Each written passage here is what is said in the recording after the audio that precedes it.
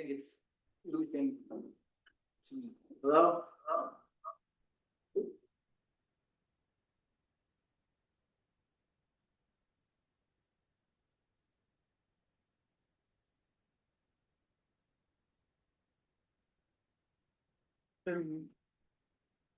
Maybe it's going through your computer.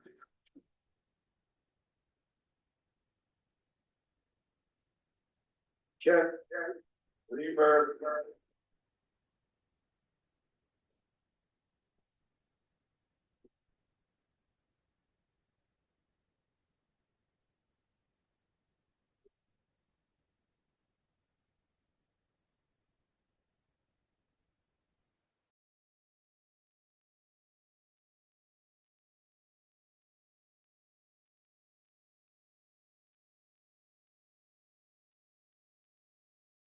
It's still reverb. Check.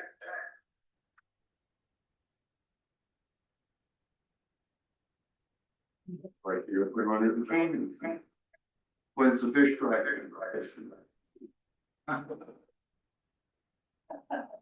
Done deal.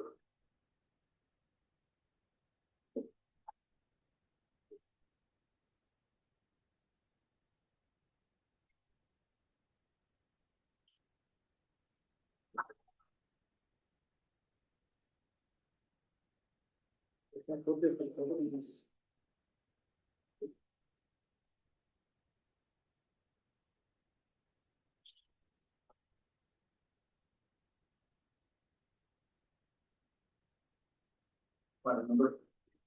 Oh, I got it.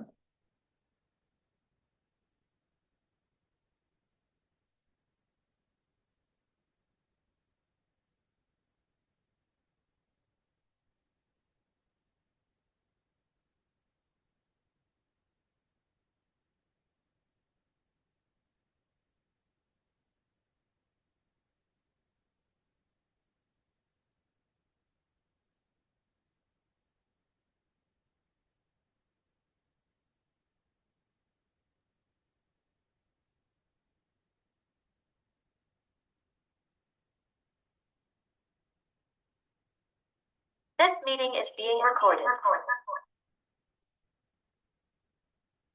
So that was one another microphone.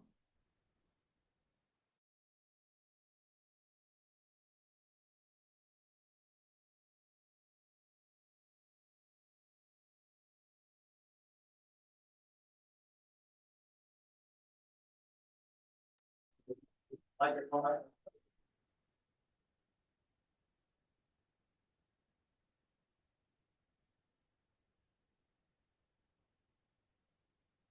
Check.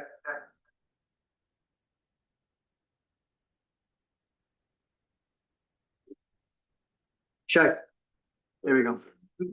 I just turned the volume down. Last meeting or two, wherever it was you talked about. Oh, it was coming out of that computer into the Apple. Thank you. Yeah. I'm sorry, it's pretty. Dragon. Steve, other social students or they? No, I read about buying dragonfly eggs. So if You are ready for that's the question, is I don't know about each individual. I think dragonflies are, there are some that are gonna have different temperature ranges. I don't think it's gonna be about altitude. around it. I've actually heard about Where was dragonflies the bear? flying thousands of miles. So And I found it on the ground, but. in the building, most was here. so some probably aren't as compatible with our cold weather. What is it? So, I don't know, it's like some kind of like paper thing, but just all around it. I'm interested in this. That's, yeah, Yeah. it's kind of a very exciting experimental opportunity. All right. We ready to start, you think? Yeah. We're recording again? Okay. I'm gonna start this meeting. Today's 7/21, July 21st. This Town of Crestone Board of Trustees meeting is held both in person and via Zoom. The time is 9:44. To ensure timely completion of the town's business, the following procedures will be followed. All participants must keep their microphones muted and videos turned off except during citizens' comments or when to speak when called on to speak by the board. Per 7.3 of our procedures and rules of order, we allow 15 minutes total for citizens' comments. Each speaker has up to 3 minutes to speak. Please state your name and address before speaking. If your comments exceed 3 minutes or the allotted time expires, please send your comments to town hall as correspondence for the board's response. If multiple citizens share the same comments, please be brief. Unspoken comments can be submitted to town hall for inclusion at correspondence at the next regular meeting. First item on our agenda is a roll call. Please. Mayor Byer, Here. Mayor Pro Tempore Oslucing, Here. Trustee Roth, Here. Trustee Lakai. Here. Trustee Martinez is going to join us later in the afternoon, and Trustee Mamonakis and Trustee Oglesby are absent with notice. Thank you. Next, we have our vision statement. I can read it. Nobody else has it handy.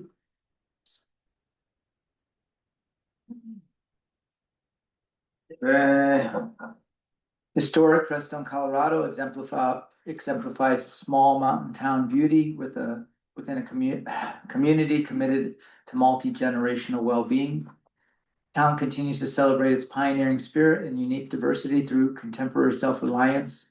Crestone's goals are to enhance economic viability, environmental preservation, sustainable living practices, and social responsibility. Next, we have approval of agenda. Any updates? Additions, subtractions? You can see we have a nice long one today. Hopefully we'll just kind of move through as fast as we can. We started off some technical difficulties, so the attorney will not be here today, so even though there's a few items on his report, we will still talk about them, but we will not have him here.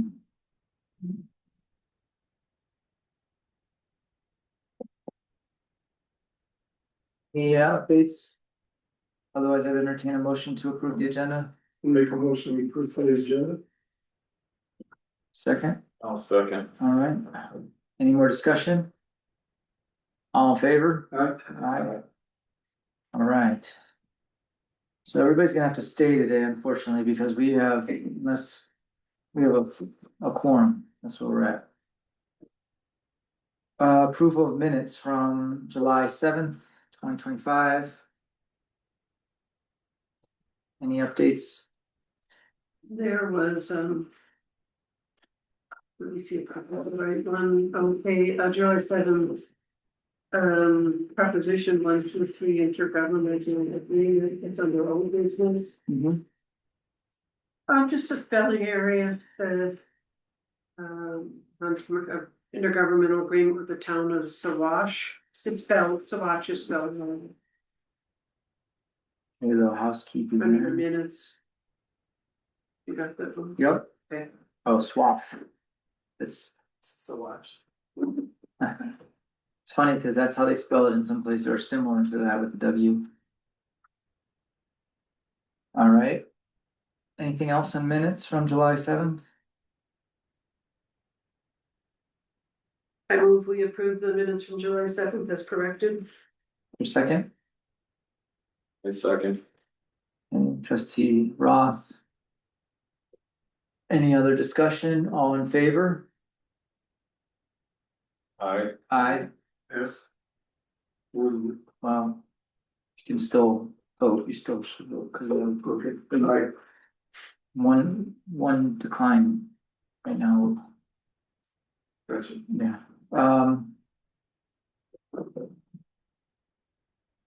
Next we have citizens' comments. Would you like to come up and speak? Yeah, you have 3 minutes. And if you'd like to, there's a little switch on your microphone right there.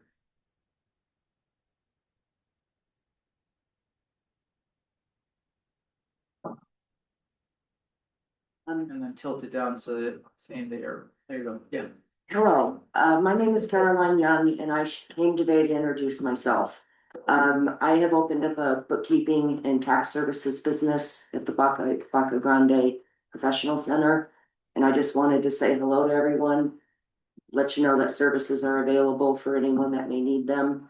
Oh, great. I thought maybe a little grassroots, just so people could see a face to the name. That's great. And then I'm also here on another small issue. I am the mayor pro tem for the town of Moffett. And as a small town, you understand how we struggle with just getting procedures built, things in place. And I didn't know if maybe you would be willing to help us consult to get a municipal court. It's very difficult to enforce any type of ordinances or fines or anything when you don't have a court. And we've been trying to reach out to different municipalities to see if they would possibly share a court with us. And I could also have the mayor reach out as well, if that would be something the board or the town would be willing to give us some insight on. I say we add that to our August agenda as how to do that. Yes, it's been a challenge for us. I can imagine, yeah. Um, We're having a challenge too. Okay, So it's not always, even if you have a judge, it's not always as easy as you would think. okay. But that's all I have for Yeah. today, and I appreciate your time. Thank you for coming in. Thank you Nice meeting. as well.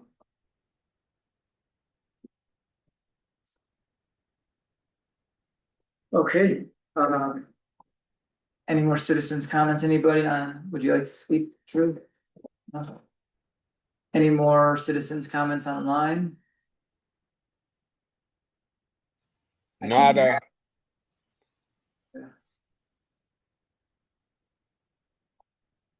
Uh-oh. That's not good. They're shut down.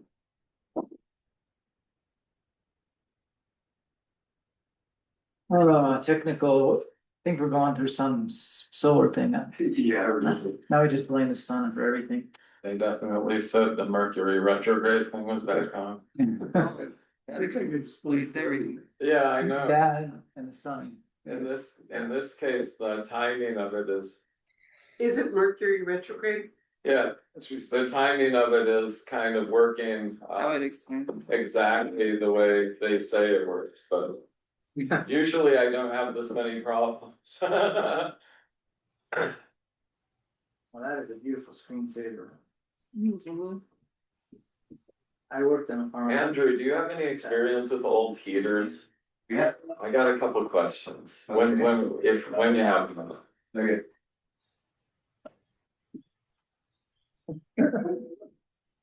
We started. You guys are still on though. We are. You could still speak on. Okay. I just wonder if there's any more citizens' comments. Anyone online have citizens' comments? Okay, hearing none, we're gonna move on to correspondence. We have two correspondents in our binders. One is from Angie Jensen. I know that Ariel has already written a full letter back. Is this after that or? That was before. This is before, so she already has a response because Ariel is in charge of doing the building permits. And we have some reasons for the denial, and if might have Ariel speak on it when she's ready, but let's move on to the second one real quick. Randy and Rose Elena Reed. They're asking for slowing down of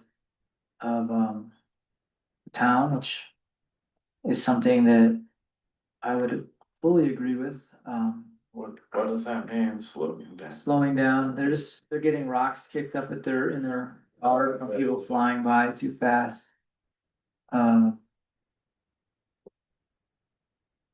In my report, I'm gonna bring up some stuff having to do with how we're gonna, one way that we're gonna do this, which is a campaign.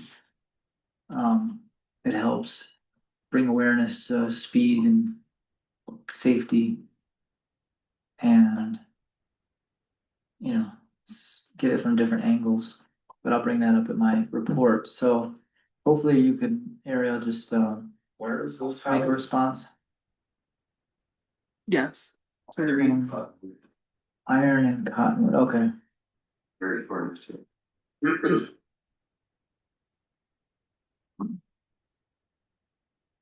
Is it the blue spruce one? That blue, oh, okay, so that's when you walk, it's like on the corner up there, Mary Marin's is. It's like, Is that the one that's just north of Steve Stone's place? yeah, like, Yeah. it's a blue house, that they have Jeeps in the parking lot, yeah. And I can understand you coming around that turn and it would be. Just wondering if I'm a guilty party. Yes. How I drive over Do there. we know if the person that was going fast that they talked to, who he said apologized, is somebody who lives in the neighborhood? So I'm just wondering if that was. When they came to talk to us, they said it was a teenager. They didn't want to say who exactly, but that they had talked to them and that they were sorry and wouldn't do it again. There are a few people that drive around pretty fast as like locals, and then there's obviously the out of towners that drive too fast as well, but. I'm just wondering if it was like a neighbor and the situation's kind of been resolved or. Well, either way, I'd like Ariel to just send a brief, response, just saying that we have our eyes on it, we're working on possibly getting this campaign going. Okay, I can definitely do that. Since we're talking about speed limits. This portable. Speed limit sign, does anybody know where that came from? The county. Is that the traffic counter that LB was talking about? That's the counter? Yeah, That's probably a good move. Do they say what they're gonna charge us for it?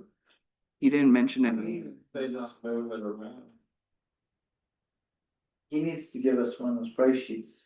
Yeah. But we'll talk about that as we go further. It seems weird to just put things in people's towns and not tell them how much it's gonna cost. I think you worked it out. with- He was coordinating with Brent on. Okay, We requested that like 3 or 4 years ago. So maybe time. It's way past time for a lot of things. Is it still there? Yeah. Good, 'cause I can tell my speedometer, right?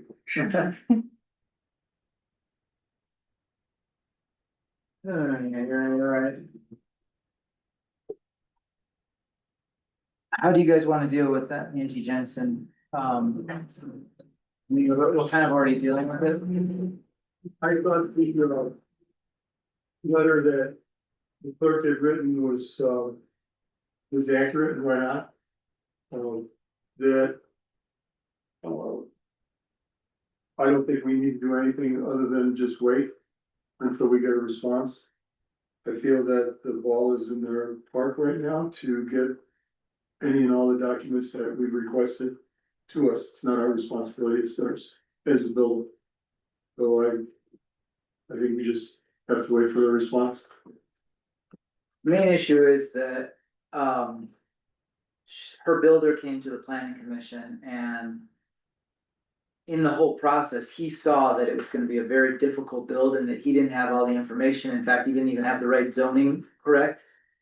So it was like, you need to do more research, you need to possibly even get somebody to look at the site and see how you're gonna hook up the sewer line, cause that is number one, would be making sure that they have either sewer or a septic.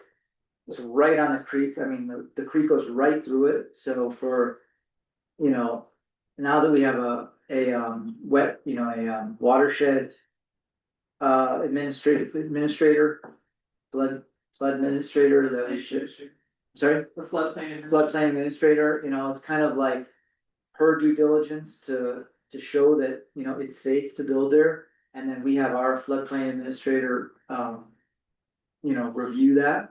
we do have a water protection ordinance too, so, and I know that the state has requirements on how far a septic system can be from a water Right. source. So, my opinion, if she's trying to do something, it's kind of like. You gotta sort of do the legwork and make it so that it's like. We don't have, we should definitely do not have to go out and get an engineer to show that she can build on her site. So, I guess I would have a question about the order of events, just that. If they put a building application in before we had our. Flood administrator or, engineer for flood control. At what point are they grandfathered into old systems, and at what point are we, like what, I'm just putting the same. What I'm attempting to do is put the same. Duties that we expect from others on ourselves. So that we treat people fairly in process. And I don't really have an issue with what you're saying going forward. I just wanna make sure we aren't doing something wrong as far as how the past has worked out, so. I can speak to that because the floodplain administrator before SGM was hired was me. I, As the clerk, and so I didn't approve it. yeah, That but that could be, like, in my world, I'd just be looking at how appropriate we were in even the process there. So, I think I could speak to that as Yeah, well. The ordinance that requires us to, the floodplain ordinance has been in effect long ago. right, The fact that there wasn't an actual administrator, I don't think is an issue, other than, as Ariel said, it would fall on the clerk. if I was one of the. And let me continue Sorry, to say that, an illegal use of property is never grandfathered in. Illegal use of property. Right. I would tend to agree, I just trying to make sure, like, to me, I'm just. Like, I look at an ordinance with the clerk deciding what a flood is, what a floodplain is, as very inappropriate on behalf of the town to put that ordinance into effect that way. And that's the way I see it, like, I don't mean to push back, it's just honesty on my part. Well, So- I mean, I can understand if you were 40 feet away from the creek. Then it would be kind of this gray area, Uh-huh, but when the creek runs right through the center of your property, plus a secondary drainage off of, coming through Granite Street, which is right past our house, that's designed as a flood catchment. It runs basically from, Burnt Gulch, and it runs through, and when it runs really hard, and it goes right onto our property. I don't have any disagreement about the way the water flows, it's just about. How to put things into appropriate perspective to have good agreements with whoever's building. And try to stand by our integrity as far as our process. I would say the only thing that I would say about that is that, you have a choice when you're buying a piece of land. Yeah, On where to buy your, based on many factors, right, And if you buy a piece of land that's very difficult to build on. Yeah. You're gonna get pushback because it's a buyer beware situation. I agree with the buyer beware situations and I feel very, I like buyer beware.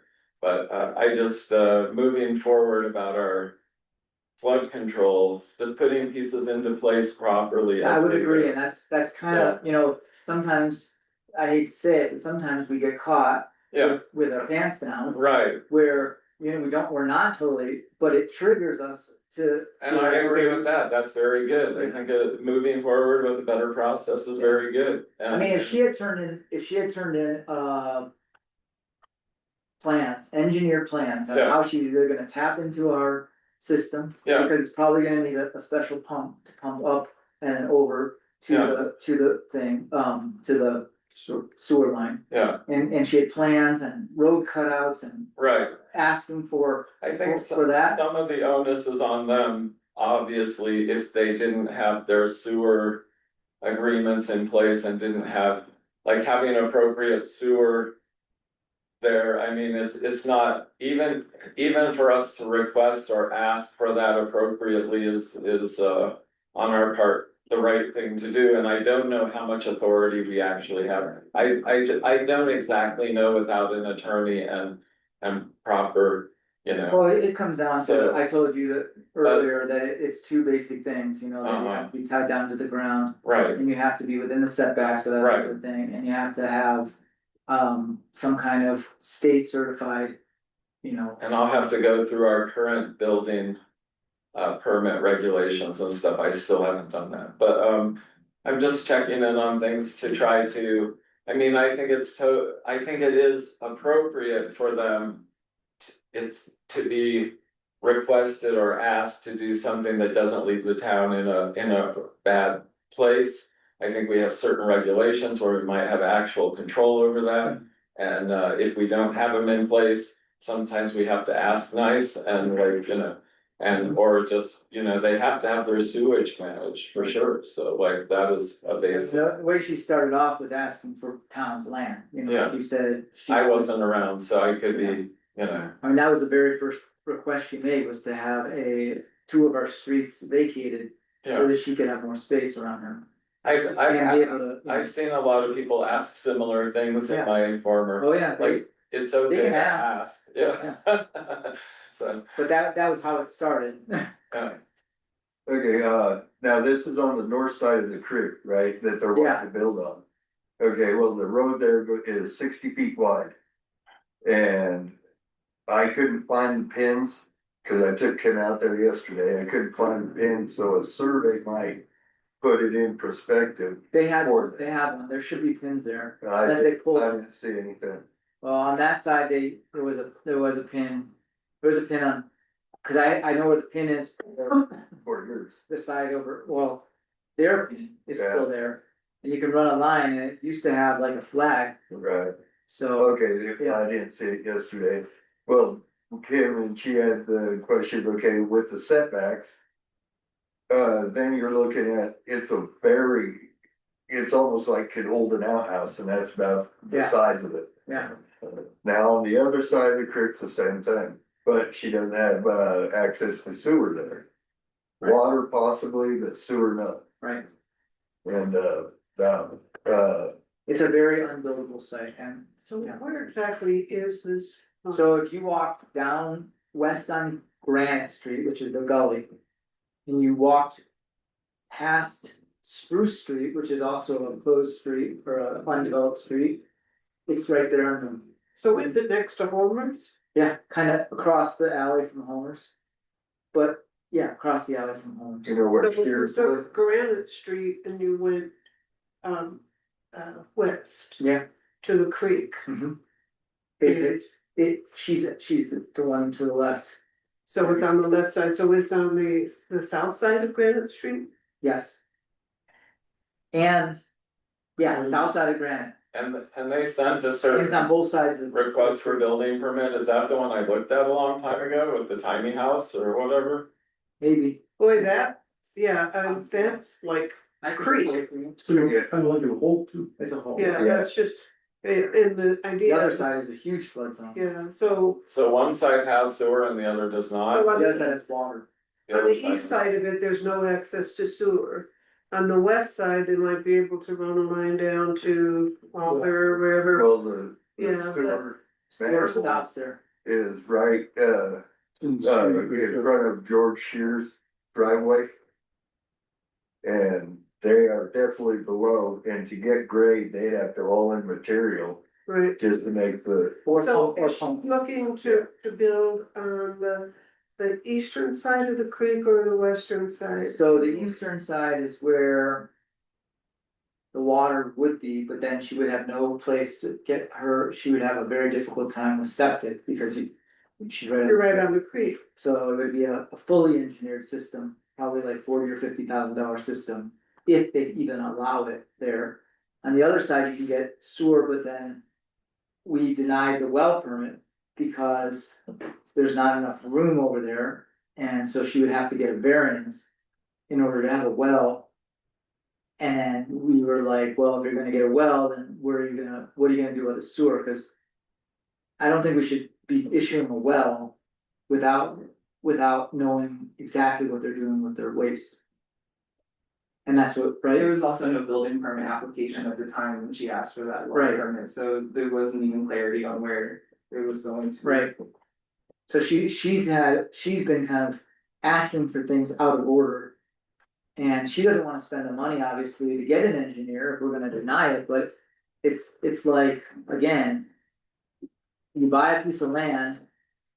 It's your, the town is not have to just give permits away just because you own a piece of land. The only thing that I differ in is just a little, I don't know what our spirit of cooperation in instructing them on the problems was, and it's. Well, it started off pretty good and then Yeah. it just kind of went downhill. Okay, so I wasn't here, so I won't get involved in that part of the conversation too much. I just think it's important that we do act. That we're interested in the people that wanna be here, and of course, their commitment has to be in kind, to be here, so. I've spent a lot of time working with her Okay, through email and with her builder in Yeah. person. I spent like hours talking to Okay, her okay. about this, about setbacks, about. I just wanna make sure we're not the mean people, we're just trying to make sure everything's okay. Well, I do think it's, for every situation, it's important to have a good process Yeah, that we have. So I really agree, we need to make sure the process is clearly stated and. right, But I also know, was it 3 years ago now, maybe, Benjamin, that we joined the floodplain insurance deal. And part of joining that with the town, it comes with its own sets of restrictions. uh-huh, That for us to be a part of it, it has a lot of criteria. That is part of being part of the flood insurance, cause right now, people who live, 2 blocks from the creek might not be able to get flood insurance, so we joined this so people could get flood insurance. But that program itself has a lot of criteria because they don't want to increase a risk. And so they have their own criteria where and how people can build, and what sort of mitigation might need to be done, so that's also part of the town. And we still need to push FEMA to do our Right. mapping. so we would need to, Yeah. if we have criteria that we have to follow, we have to put that in our Right. code. Right away, yeah, Well, we have a pretty good flood. It's there, Yeah. yeah, okay, it's there. then that's all I'm. The main thing I think, the next step is to figure out a way to get FEMA here to do an actual flood mapping. Well, it sounds like the planning commission is on it, so, Yeah. Yeah. And the flood mapping is a little bit of a shortcoming in our code as it is, or No, Well, Sure. it does refer to it. no, if we refuse somebody based on things we don't know, that sort of just seems a little. Well, it is in our master plan that we did have a flood assessment and it does show that land inside that map. Uh-huh, But it's not a FEMA approved map necessarily. It's Right. done by an engineer. yeah. Okay, it's done by an engineer, okay, interesting enough. Our last study was a drainage study, and I think it shows it on that also. Okay. I don't know where all that perfectly lands, but it Well, sounds like it's Another good bit progress. of homework would be, instead of just reading the code too, which I would recommend reading the floodplain code. Uh-huh, I didn't know we had a phone, I guess you said you tweeted. I think it's hard. It's pretty big, yeah. That would be, start there just to look, but we also have in our master plan, there's a whole section on flooding. And it even has pictures of the old flood that came through town Yeah, and historical data and stuff like that. So, anyway, we'll talk more about flooding, but as far as this correspondence, we're gonna move on, and Ariel's on it, and she's doing a great job, handling the barrage of information. So, let's keep going. Next is presentation of bills.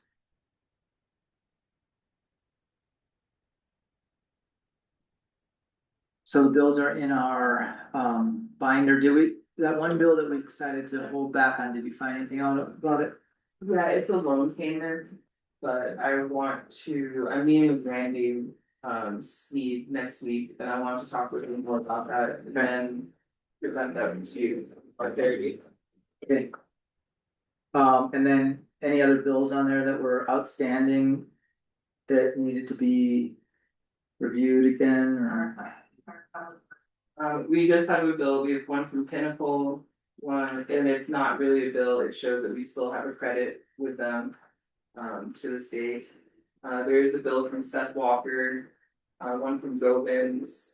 And then one from Marty's Maintenance, which is a plumber Mhm. doing backflow testing. I would entertain a motion to pay the bills. I'll make that motion to pay bills. There's second, Guess I'm seconding. okay, any more discussion? All in favor? Aye. Okay, thank you, quorum. Next, we have a treasurer's report, so there's a lot of treasury stuff, which we're grateful for. Shows that we are. In our profit and loss, we're doing pretty good, we, you know, this month we are in a positive, which is good, of course, things balance out a little bit over time because of Summer and winter. summer, winter, and also just when bills are paid. So for instance, if you have a yearly bill, sometimes they get paid at a certain month and it knocks you back into a negative. But in general, we are doing pretty good with expenses and revenues. Would you agree? You wanna report on it at all? I don't have much to add except that it's not fully perfect, that profit and loss statement, because we're still entering credit card statements manually into QuickBooks. I just haven't had the bandwidth to do it, but after this week, I will. But but the 2,000, it was like, that was already taken out because it was. Right, I mean, I saw that there was like ask account for $2,400 or something. So I assume that that's probably what it is, it was on, the, It's possibly a couple of things, and I believe one of those things is the check to Nick Navarez for the 4th of July event. didn't clear, Not that it didn't clear, she just didn't know okay. where to categorize that. Okay, one other thing on the credit card statements was, I noticed there was a charge on one card. For. Let's see, 0413. The account number, and it was for $181.70, then on a different card. It was the same charge. Going down to the 1841, 181.70. Iron Mountain Tool, and then the other one was Iron Mountain. The other one was also Iron Mountain, I believe, or is it, yeah, Iron Mountain, so the two different cards, same charge. I'm wondering what that's about. Sorry, I'm trying to pull it up now. Okay.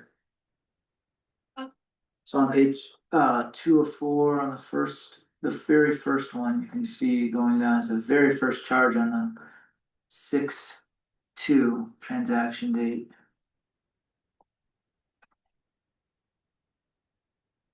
Oh, Iron Mountain Tool See that? in Salida. Okay, so you see that's one card, 0413. Then you go down about 8 pages to page 1 of 4 on the Public Works card, 1841, it's the same amount, 181.70 on the same date, a different card. It looks like you get charged twice, same amount.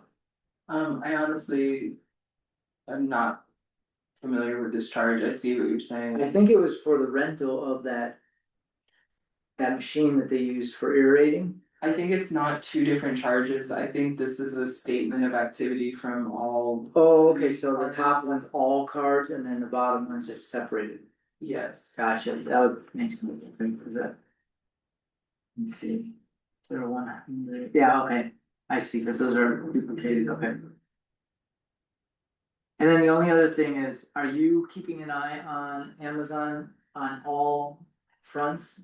Like all, like Public Works Amazon, are you watching that? Yes, I can see all the Amazon charges. And do you feel like it's within the, Yeah, I feel like all the charges recently have been either approved by the board or approved kind of like in our staff meetings.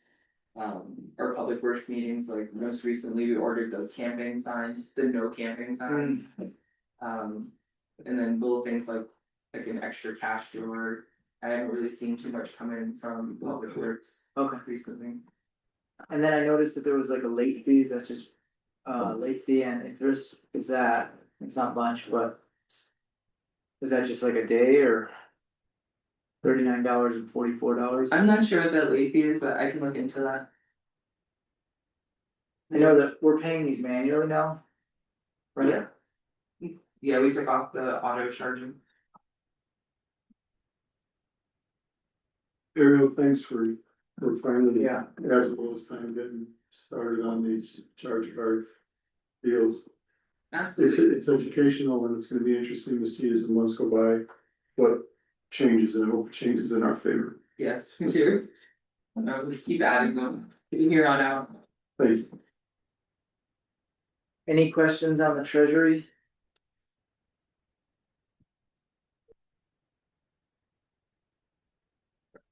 You guys notice, in our balance sheet, I believe, you can see the capital fund. Due to, it's. Where's it to do water and offset, it's. Little further, it's 109,513. So obviously, that's as of 1/25/23, so that means there's probably, wait, no, that was established in January 23. But this is the account that we might be able to use for buying this land as well as for that pump. I got approval from our attorney saying that we could buy land for capital improvements. And you haven't heard anything about it, so I will review that. We're gonna talk about it at my report, but just so you guys know that there is enough money in there, it's just this is a separate account that is used specifically for capital projects that improve the town, and in my opinion, there are also projects that kind of increase the value of the town. Go forward. And make the town, more resilient. Things like that, so. It's supposed to be kind of a win-win-win situation when you use that money. Which I think all of our money should be a win-win-win spending, but this in particular is designed for that. We can't use it for just paying bills and stuff. All right, so moving along, any other questions on treasury? We're good. We're gonna move to finance committee report. There was we didn't have a meeting on finance committee, Which we did, it was. Oh, we did. It was mostly to answer questions that I had about. Oh, right, the one I fell asleep at. About accounting. Obviously.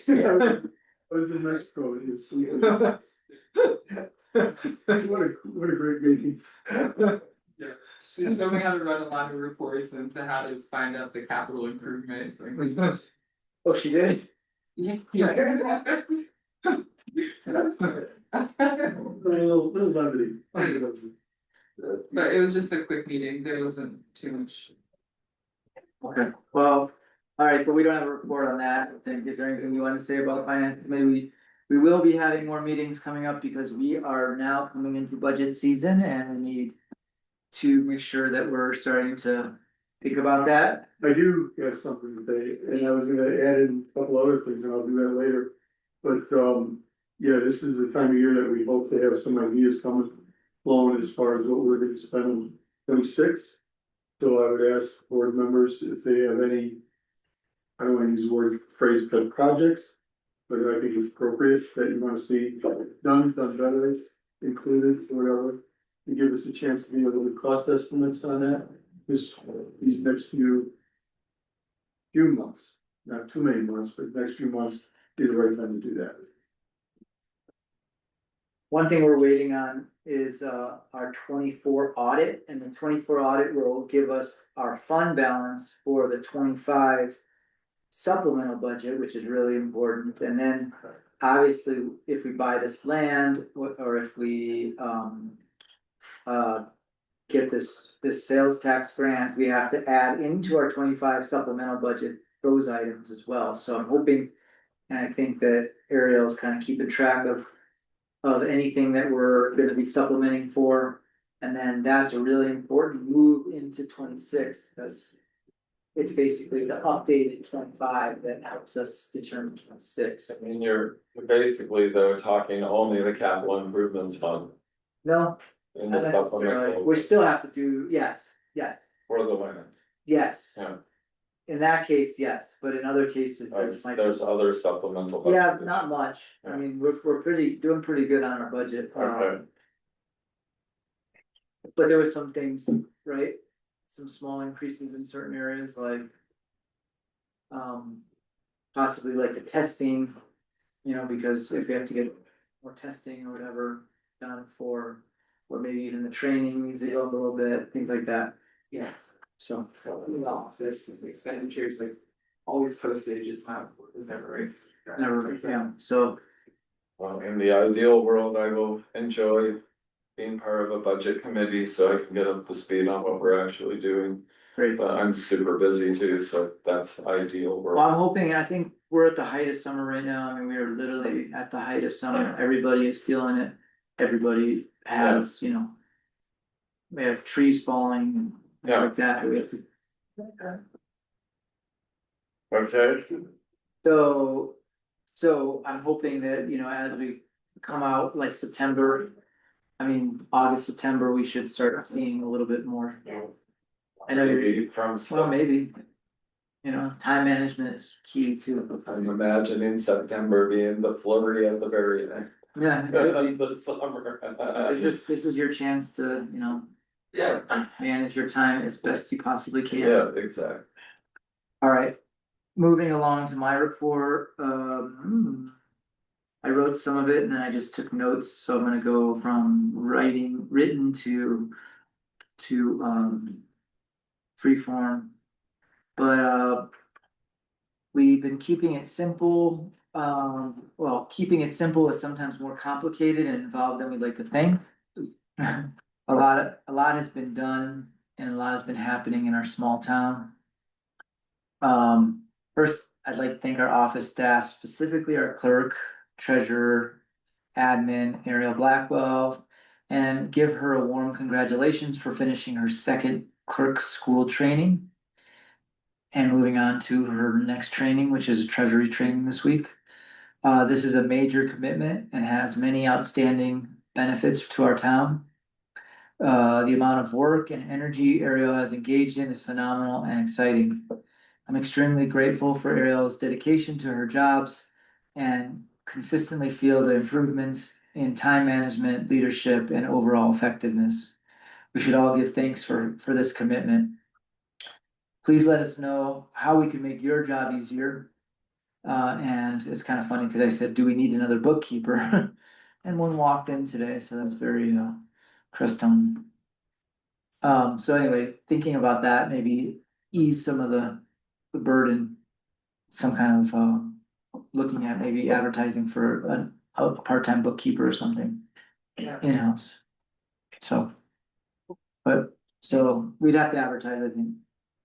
So if you guys think about wanting to advertise to just give her a little relief in certain areas, and sometimes it's hard to trust and open up to new people, but it's something that we might need to consider, because she is definitely hitting her limit on what she can handle, and as more things come to her, I feel like. I mean, I've looked at her sheets of her to-do list and it's 4 pages long. And she checks off, but then a new thing comes, she adds on, so. Mayor, I agree, I think if we can find someone to help out, not just kind of hit and miss, but actually learn the system, be able to be back up. If someone needs to take a vacation or time off or whatever, I think it would be not only beneficial, but I think it's actually essential. We're getting into a cycle now where, some of the things that a lot of us newbies, mostly staff, didn't know about are now coming into their year of renewal. For example, I think we have to, this month, we have to redo the health fund, form. So, to have someone that could probably take that up and maybe with just a few questions asked and answered, can run with it and help take care of and take some of that. Or she'd be able to do it, Ariel would be able to do it, but she could pass on. You're right, that's Other items. something else. It's a great idea. So I would, In my ideal world, we're always training our replacements because we just, they're learning skills, they may leave, but we're just, nothing's permanent, so we are creating systems that can go down the road, I feel like Ariel's right too, like hiring for culture as opposed to skills, but at the same time, for certain things, you do need skills. But obviously, like to find anybody that's good at things is a rarity, so. We wouldn't necessarily want the replacement, so.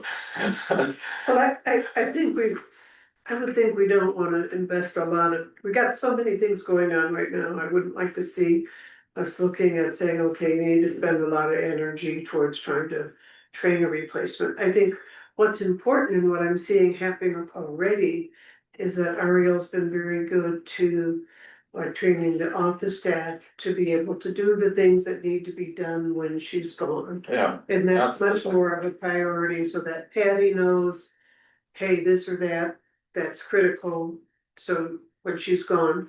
So to me, I think that's a real priority is just making sure that when she's gone, that people who are here working, Patty, Susan, can help pick up the slack or know what the answers are.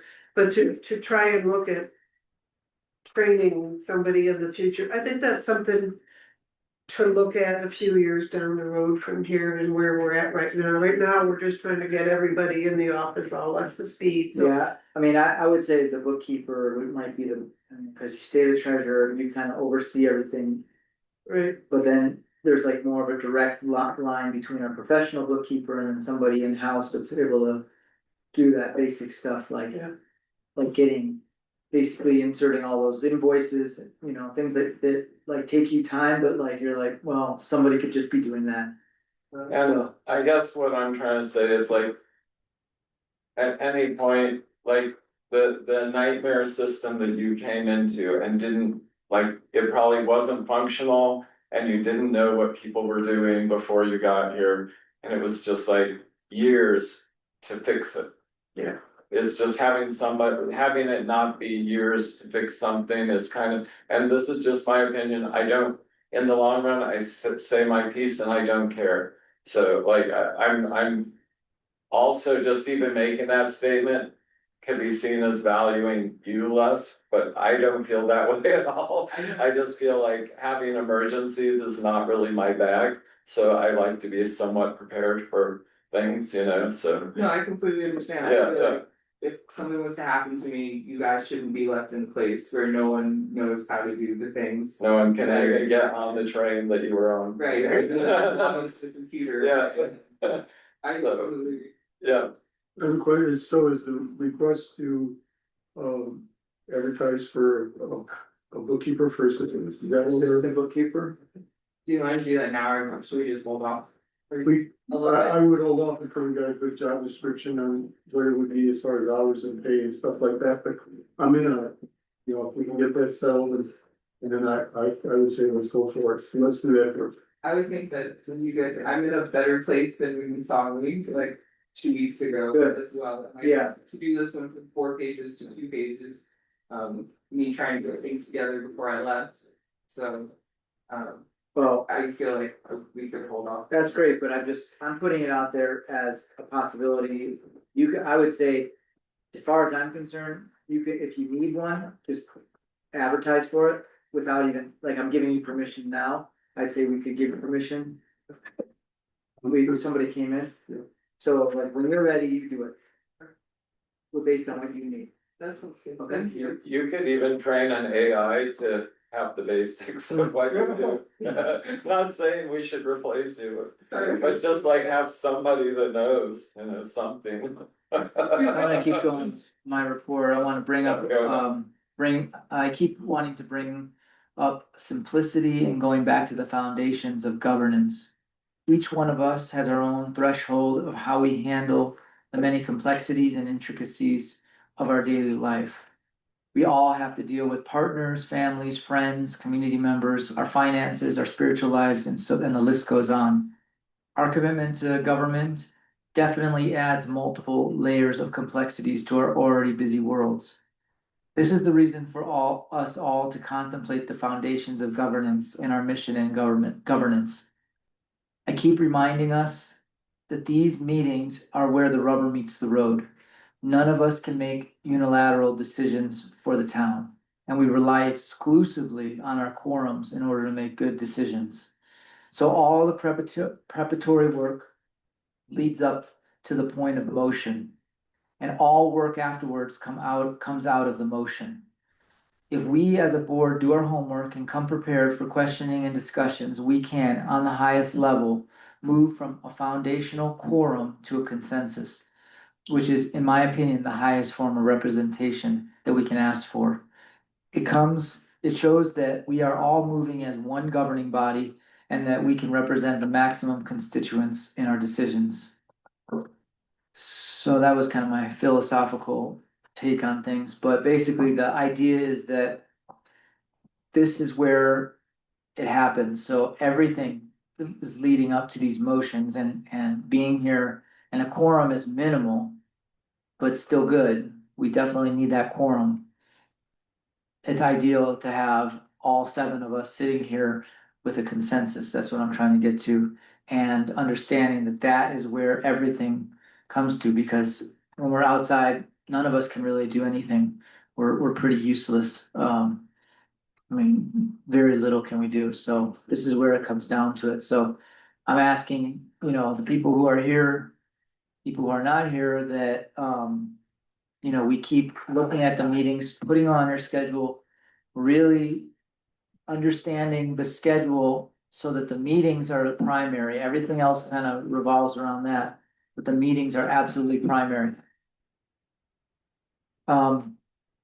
The next thing is this land purchase. We have signed an exclusive right to buy and a transaction broker relationship contract. So the exclusive right to buy allows us to be able to talk publicly without feeling the risk of having to go into executive session over a piece of land. And so we signed that. I don't know if Desi gave the $10 or you gave the $10, but somebody put $10 in just to hold it as a formal sort of ceremonial offering. But anyway, it was $10, and we have a contract to buy a specific piece of land that is up in the southeast corner of our town. It's the corner lot on Lime and Pine. And it's not just a corner lot, it's 7 lots. So it's 3.5 with a street in between and another 3.5. And the reason why that land is so strategic is because it's one of the highest pieces in our town as far as elevation. So it's not pinyon, it's pine. Oh, sorry, pinyon and pine. It's in between So pinyon. it goes between pinyon at the top and Pine pine on the bottom. on Lime Street. On Lime, and one over, which is And Cedar, that's across from Living Wisdom, across from Living Wisdom, correct, water tank. exactly. It's about maybe 50 feet elevation difference from our main water tank. But if we buy that land, then at least we have the land in order to start looking at going forward with something. Do we have a price that you can talk? Yes, so the price, they're gonna give us one piece as a donation. And then they're gonna sell us one piece for 69,000. So it comes to $10,000 a lot, So it's 6 lots? 7, it's 3.5 and 3.5, cause there's a half lot at the top. That is, So it goes horizontally? so it goes like this, I can show you on the map.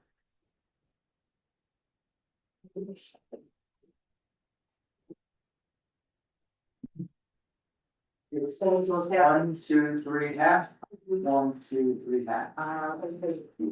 Okay, right. So that, street in between, street on the side, street on the So the side. total cost? 69,000, we paid for the appraisal.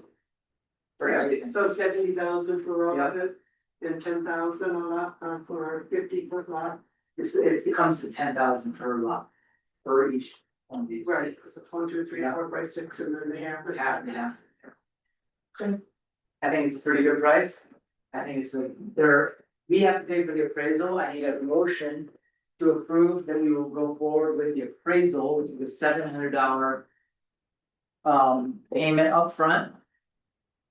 We talked $700, and we have a 2 to 3 week waiting time on this particular appraisal. And what the appraisal does is they're gonna appraise, I think they're gonna appraise the whole piece. And then it gives them, for their donation and the write-off, they can use it, it has to be appraised in order to do that. So is there a possibility, because we would be looking for a much needed secondary water tank, would that, some of that land purchase be qualified for some kind of grant funding? Yes, you can't get a grant without land, Right, but I mean, so, because of the long-term plan and the much need, I mean, we had to turn it into that one Yeah, low development. affordable housing project because we didn't have the water tank that could supply it. Would we be able to recover some of the cost of that land? in the grant. Because of a grant in order to. I don't know if that's possible, but I mean, the grant that we would be going for would be over $1 million, I'm pretty sure. And the other option. Up there, because it's big enough, it actually, because we could actually take some of that street, because it's never really gonna be developed.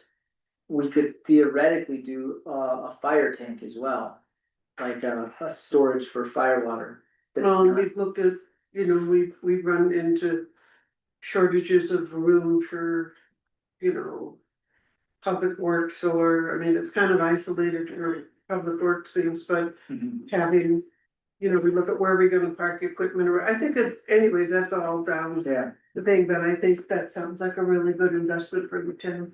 I think it's it's a good secondary use, what you just said about public works stuff. Yeah. Sure, Yeah. absolutely. Yeah. Well, there's some other areas that are opening up too that we'll talk about later, that we'll have more room, but. No, I think that sounds like a really good plan, and it's something we really need, and I'm really pleased that that land has come up for sale and this action's been taken to secure Good. a place for the water. I think it's a really good. So, Can I make a motion that we move forward with the appraisal, and improve the cost of the appraisal?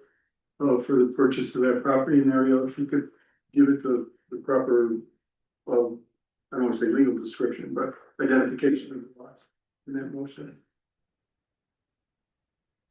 And the person's names, I don't remember. yes. So the basic idea is that we're buying one chunk, they're giving us one chunk. I don't know which one's which, but it's 69,000 is that, and then we pay, there's like, the only other additional costs are the appraisal, closing fees on the lot that is being donated, and broker fees on the lot that's being donated, so another $2,000 at most, so 71,000 for that. I think it's a great deal. I mean, I don't think you can buy land at $10,000 per lot in this town. Before a second, either after, I could second the Yeah, I'll second. second the motion, but I'd like to Yeah. ask another Question, question. yes. So let's hear the motion real quick.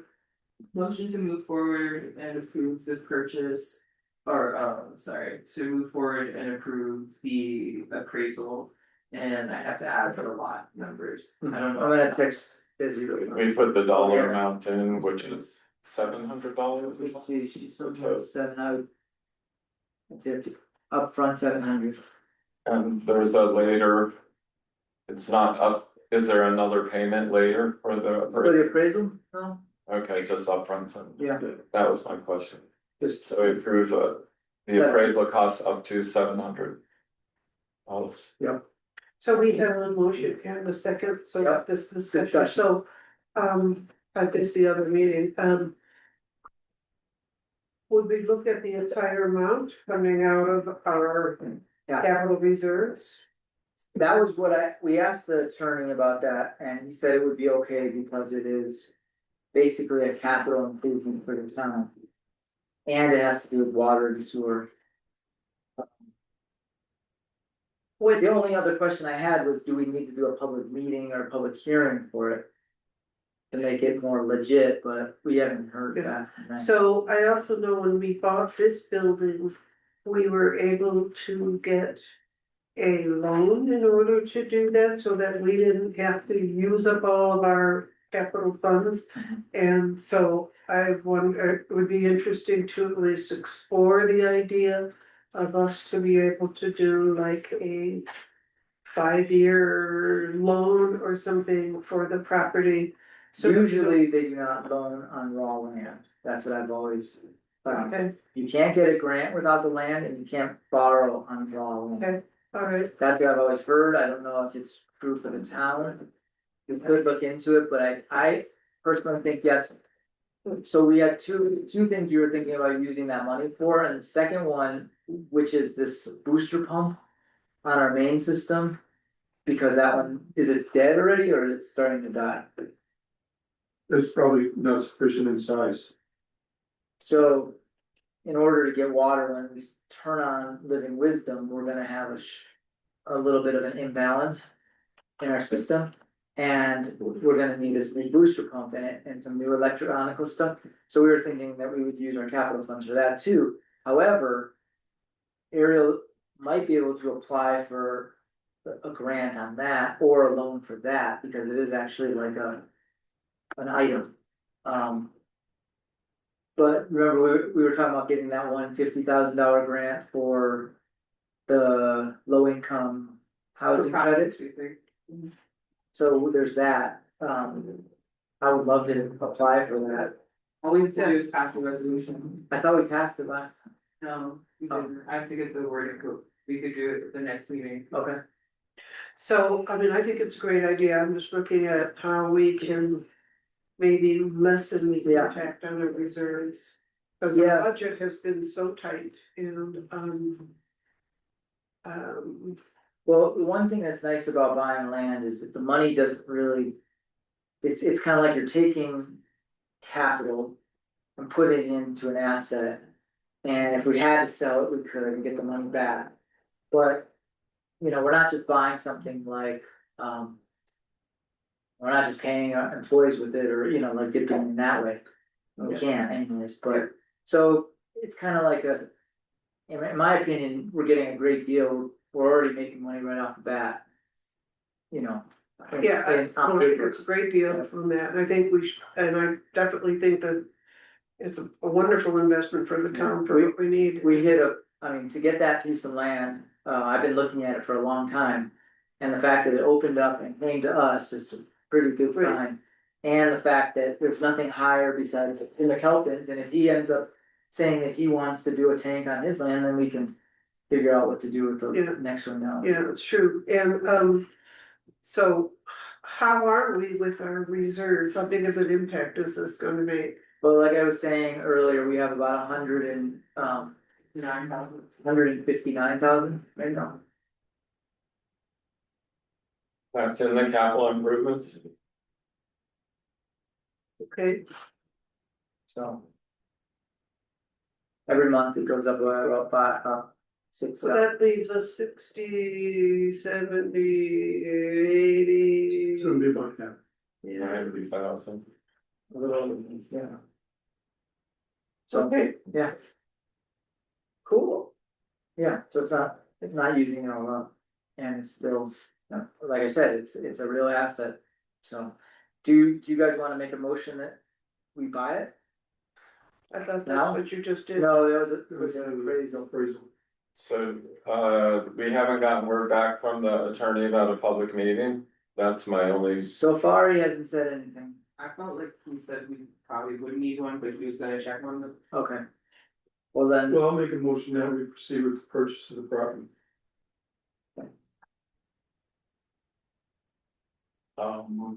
any costs associated with it,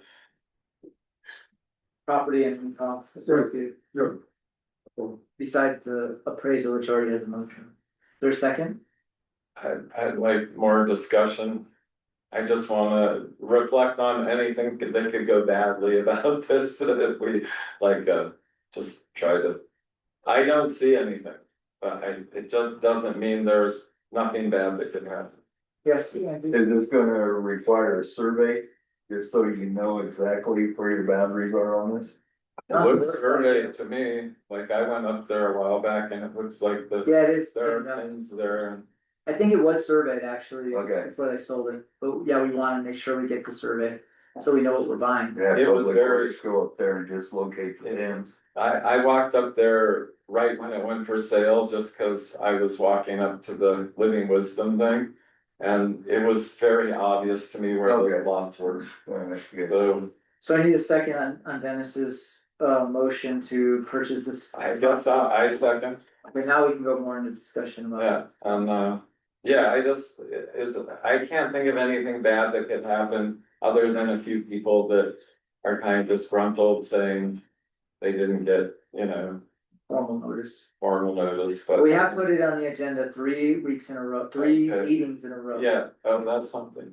It's been talked about in executive session as well. Yeah, but I mean, we've That's- stated that's- it, now this one actually says land purchase. Yeah. The other thing that could go wrong, which I doubt will happen, is property values fail. Yeah, I think even if property values go down a lot, just waiting it out, they usually go up a lot again, so. I don't have much issue about that.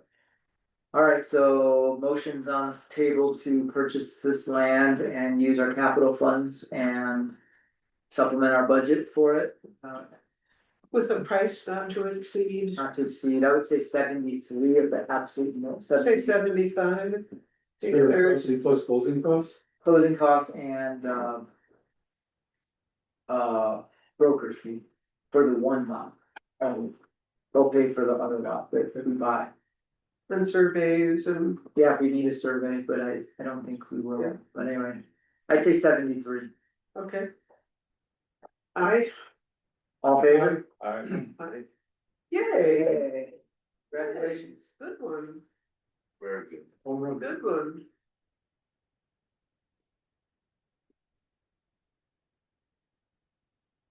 So Ariel and I will work on closing and stuff like that. Yeah, we have long wondered, we were looking at trying to negotiate something with Jim McAlpin for a piece of his land over in that corner.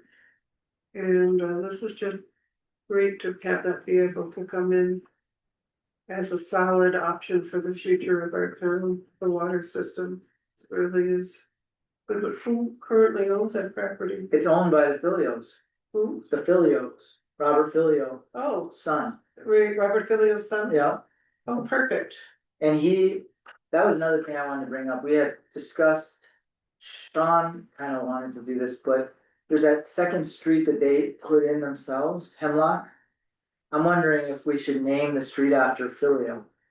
I think it would be really a nice gesture, Filio Way. Yeah. Filio Way or something like Filio that. Way, yeah. So I need a motion for that, and then we would, Yeah, I think that they have done so much for the town with their I agree, property. so, Yeah. anybody wanna make a motion?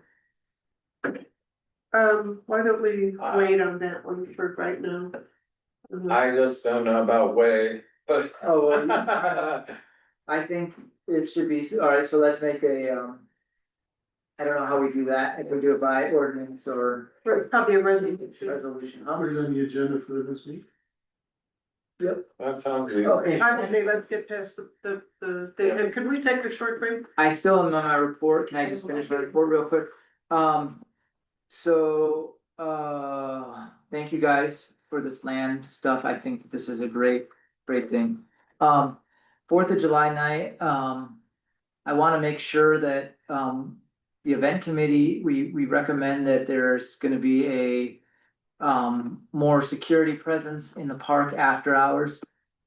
I feel like everybody behaves themselves when everybody's around, mostly, there's definitely little issues, but nothing that can't be overcome by the public, but when the public's gone, that's when there tends to be more, people doing drugs in the park, people hanging out too long, it's like, the party's over, time for you to move on.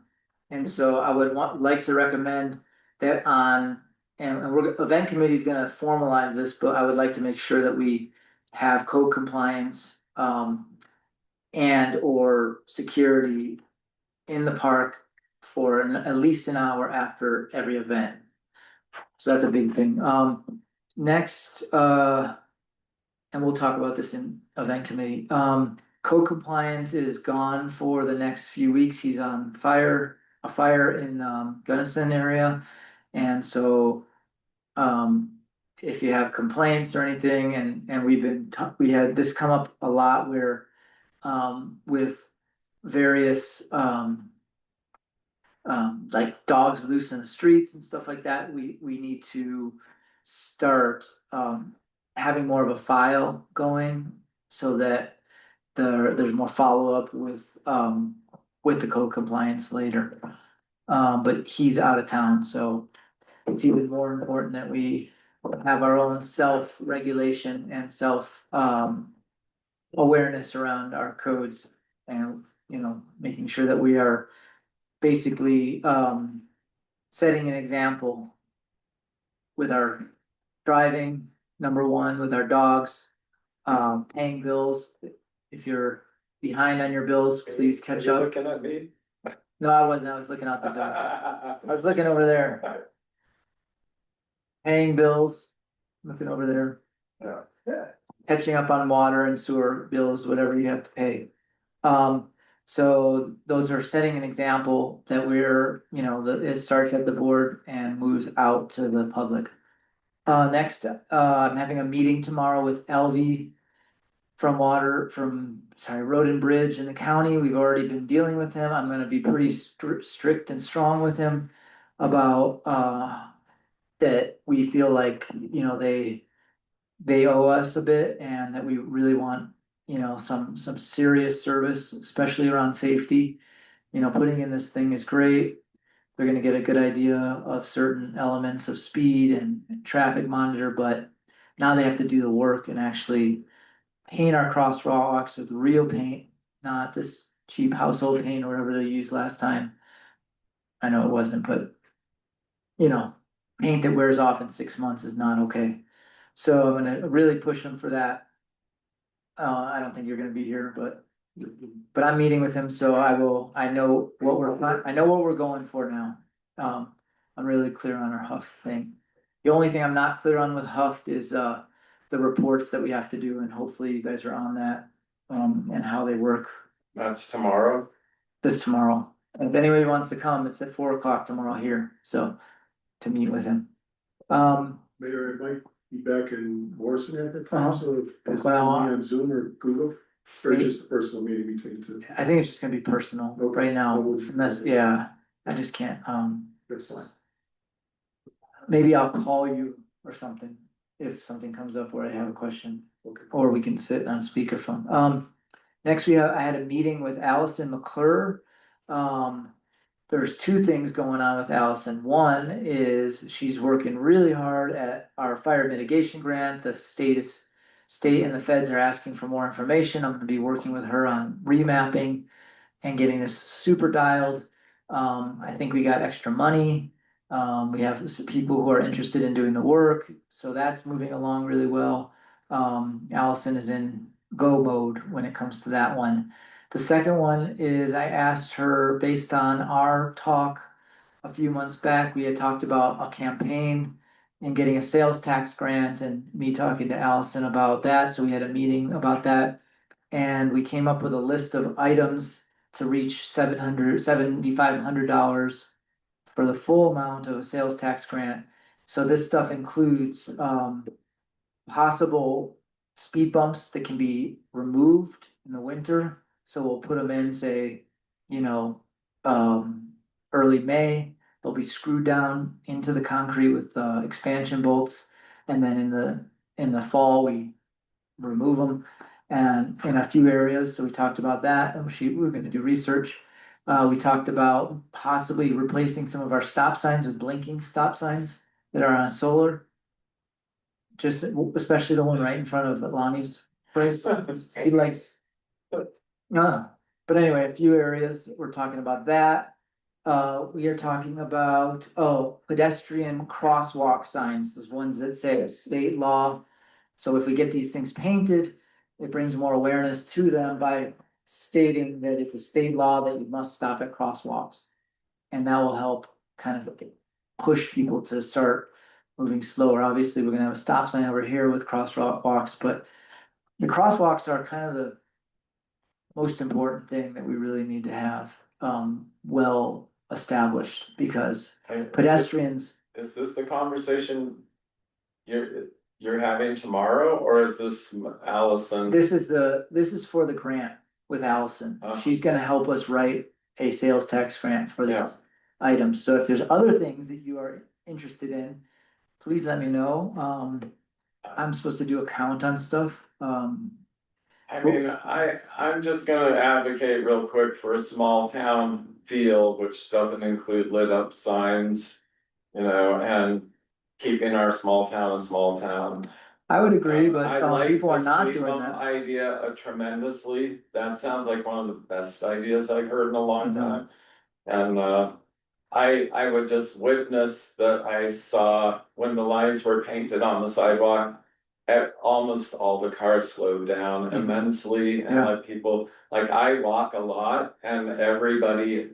Like, there was hardly anybody that didn't see me heading towards a crosswalk and just totally stopped. Totally. Almost So I everybody. like all of this, Yeah. except for the flashing stop signs. Okay, no So- flashing stop signs. So let's not have flashing stop signs, you know, They're but only. I think pedestrian Yeah. crosswalks, all of the above is really. But if we The other could, if thing, we could get other things instead, that would be well, the fantastic. other thing we were talking about was, maybe some kind of campaign bumper stickers.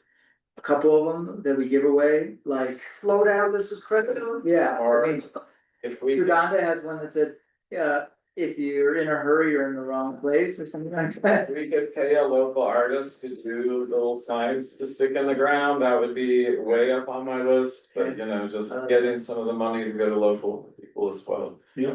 Yeah. Very good. I know it was effective, and I noticed almost immediately when the fellow down the street here put up that sign, the bigger sign, like, I don't recall what it says now, but slow down, and he homemade it. Yeah. And, living on Hemlock and walking up Galena, I noticed immediately. And being the fact that we don't wanna be a dead town, we could always say, you know, signs that kids are walking and different things like that. Children crossing. Or like on the, other roads, we could say something like, keep the dust down. Figure out like. I appreciate that in Hemlock, I'll tell you Yeah. that. Dust is, yeah. Well, the charter school was supposed to make signs. They did. Yeah, but the only one I see up is the one coming into town. Right. Yeah, a sign of someone walking, getting peppered with rocks and a big X, you know. That would be great. So, Or the sign says, you're in Crestone, where the hell are you going to go in a hurry? yeah, So, yeah, I like that. yeah, So I'm just gonna kind of move forward. We can always pick out the exact Yeah. stuff. We just need a general idea of how much 500 stickers cost, you know. the speed. And I like your idea of paying local artists, so we'll put that in.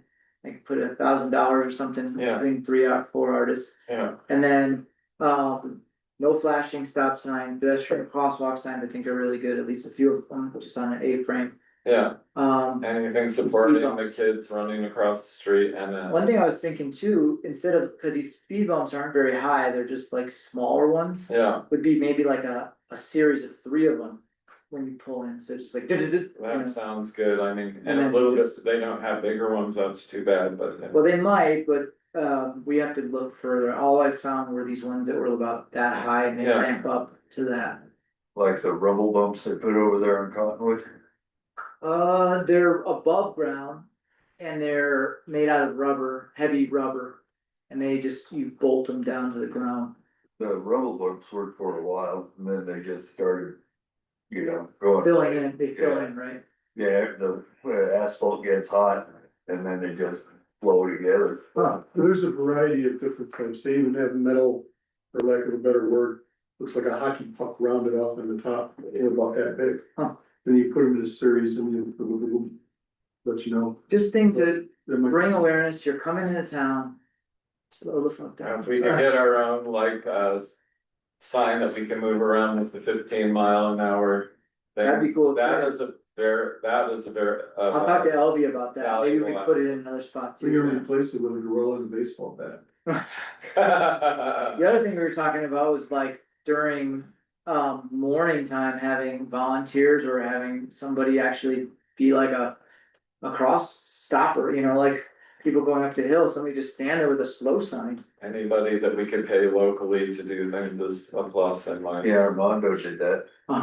Yeah, really, one person really makes a big difference.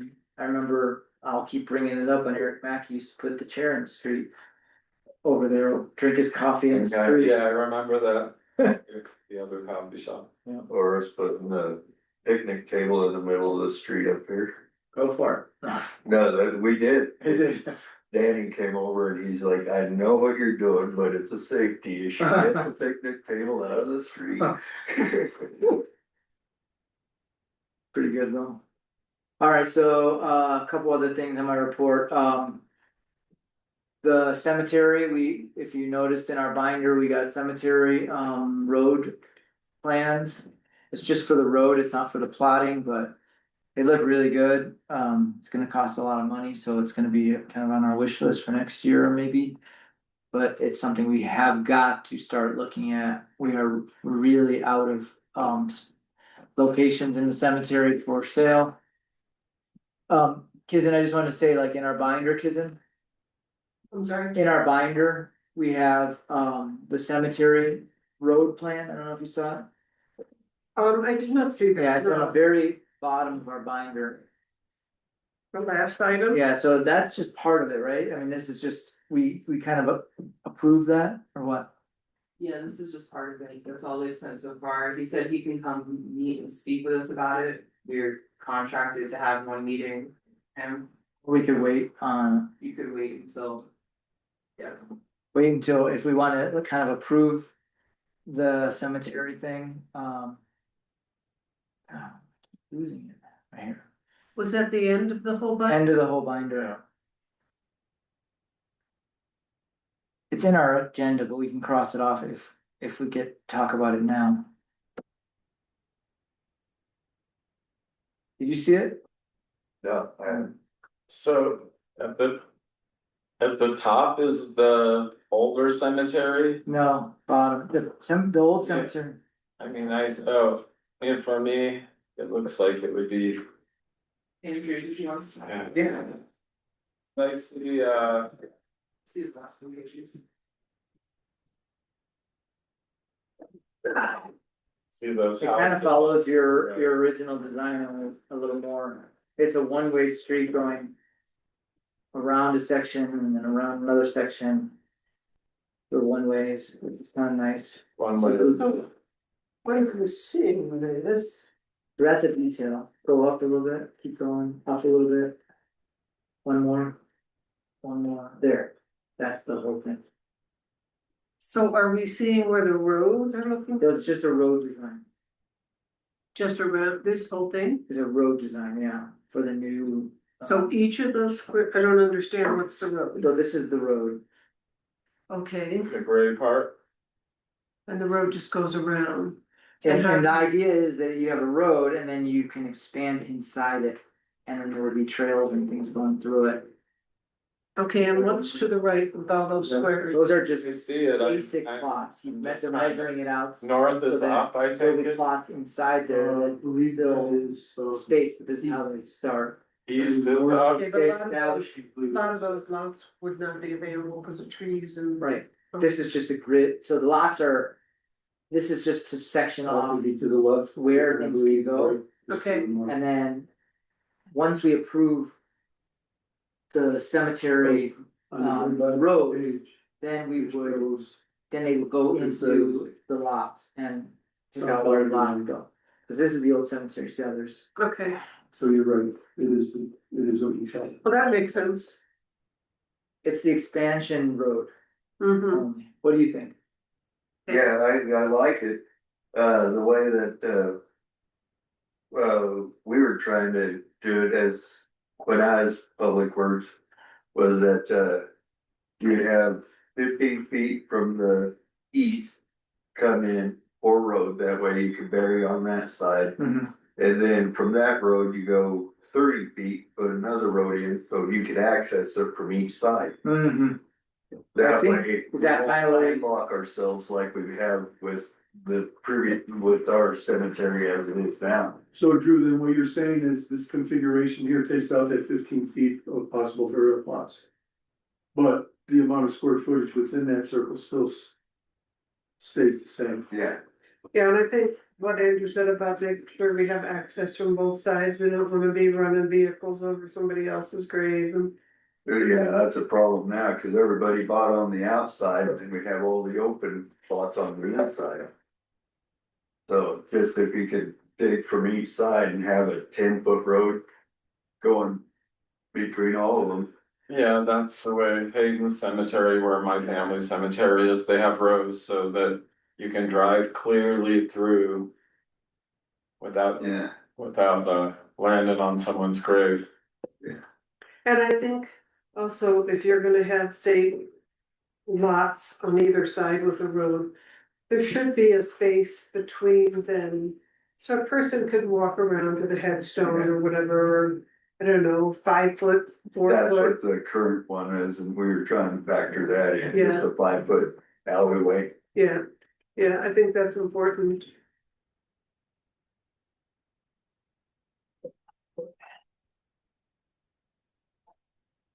And but I like this. So if we wanna move forward without having a meeting on it, we would like to. Should we get an approval, move forward with the next step? So I need a motion to approve this, basic design so they can move on to the next steps of plotting. So I know I'm gonna seem dense here, but. The one on the top right is the existing one, yes? No, there's the bottom Bottom left is the existing one? right. Bottom right. You struck those. See, I don't wanna vote on it, cause I don't even know what I'm looking at. Right here's the existing steps. Oh, that's where it is, okay. Yeah. And then these are. These are the extensions. Roads that they expansions. want to put in. Okay. Well, that looks fine.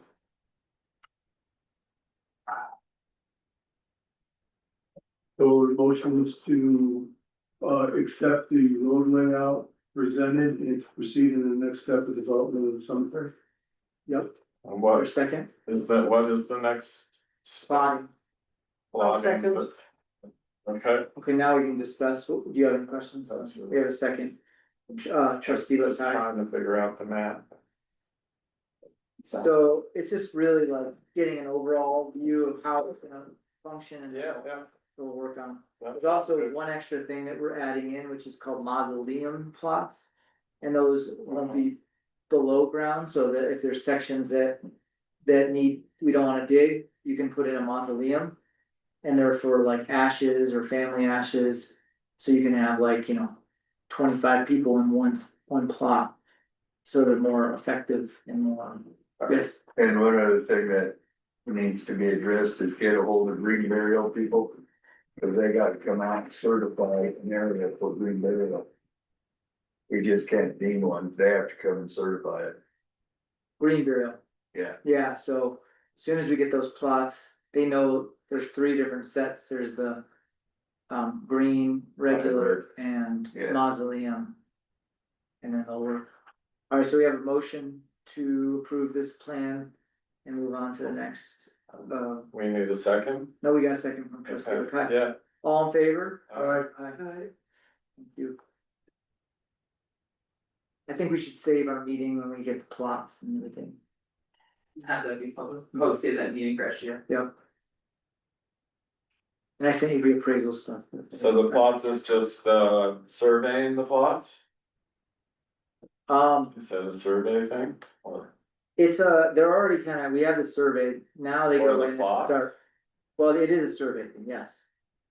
So basically, they're gonna go in and start pointing out things with exact, right, you know, cause okay, that sounds good. numbering them and. then there's a recording of that. That sounds fantastic. Trying to get Ariel something.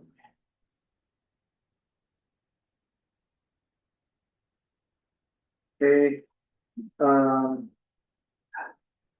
so next, I'm sorry, I'm going on and on in my report, but this is where I can bring things up that are also on our agenda that we can start knocking off, but we just came into I think we need to order some new technology for our meeting room. We just lost a computer. It was an old computer that I had brought here that I was donating, but I think we should give Ariel some money, approve some money to upgrade our meeting room technology. And probably what, $1,200, and then, Yeah, that's a good number, I think go below that. And But I that think like a projector, computer, a projector, yeah, or maybe projector instead of a computer, cause it just seems kind of weird to have a full computer in here that's not being utilized for anything other than. projectors aren't super expensive, No, but then I'm you need something to, you know, maybe they make like a little Zoom connector box or Yeah, something. that would tie into it. That we only run Zoom, Mhm. so. She'll do. sounds reasonable. So does somebody wanna make a motion to get some, prove some money for our technology in the meeting room? Yeah, This is something that we've been having to do for a long time. The other small item I was thinking, I don't know if we're ready yet, but was little monitors on our desk that, so like you could adjust your monitor, so you could have more or less sound coming out of it. I had priced those out about 3 years ago. What kind of monitors? They're little table monitors, like if you would have in a studio, but not super high quality, like not like studio quality. So like, we have this one speaker down here, so I can Yeah. take this speaker out. And then we have little monitors around that have their own volume control, Sound mons. sound monitor. So we got a motion on the table right now? No, that's done. Okay, So, but we're gonna make a motion for up to $1,200 in the For new technology and meeting room. for the meeting room.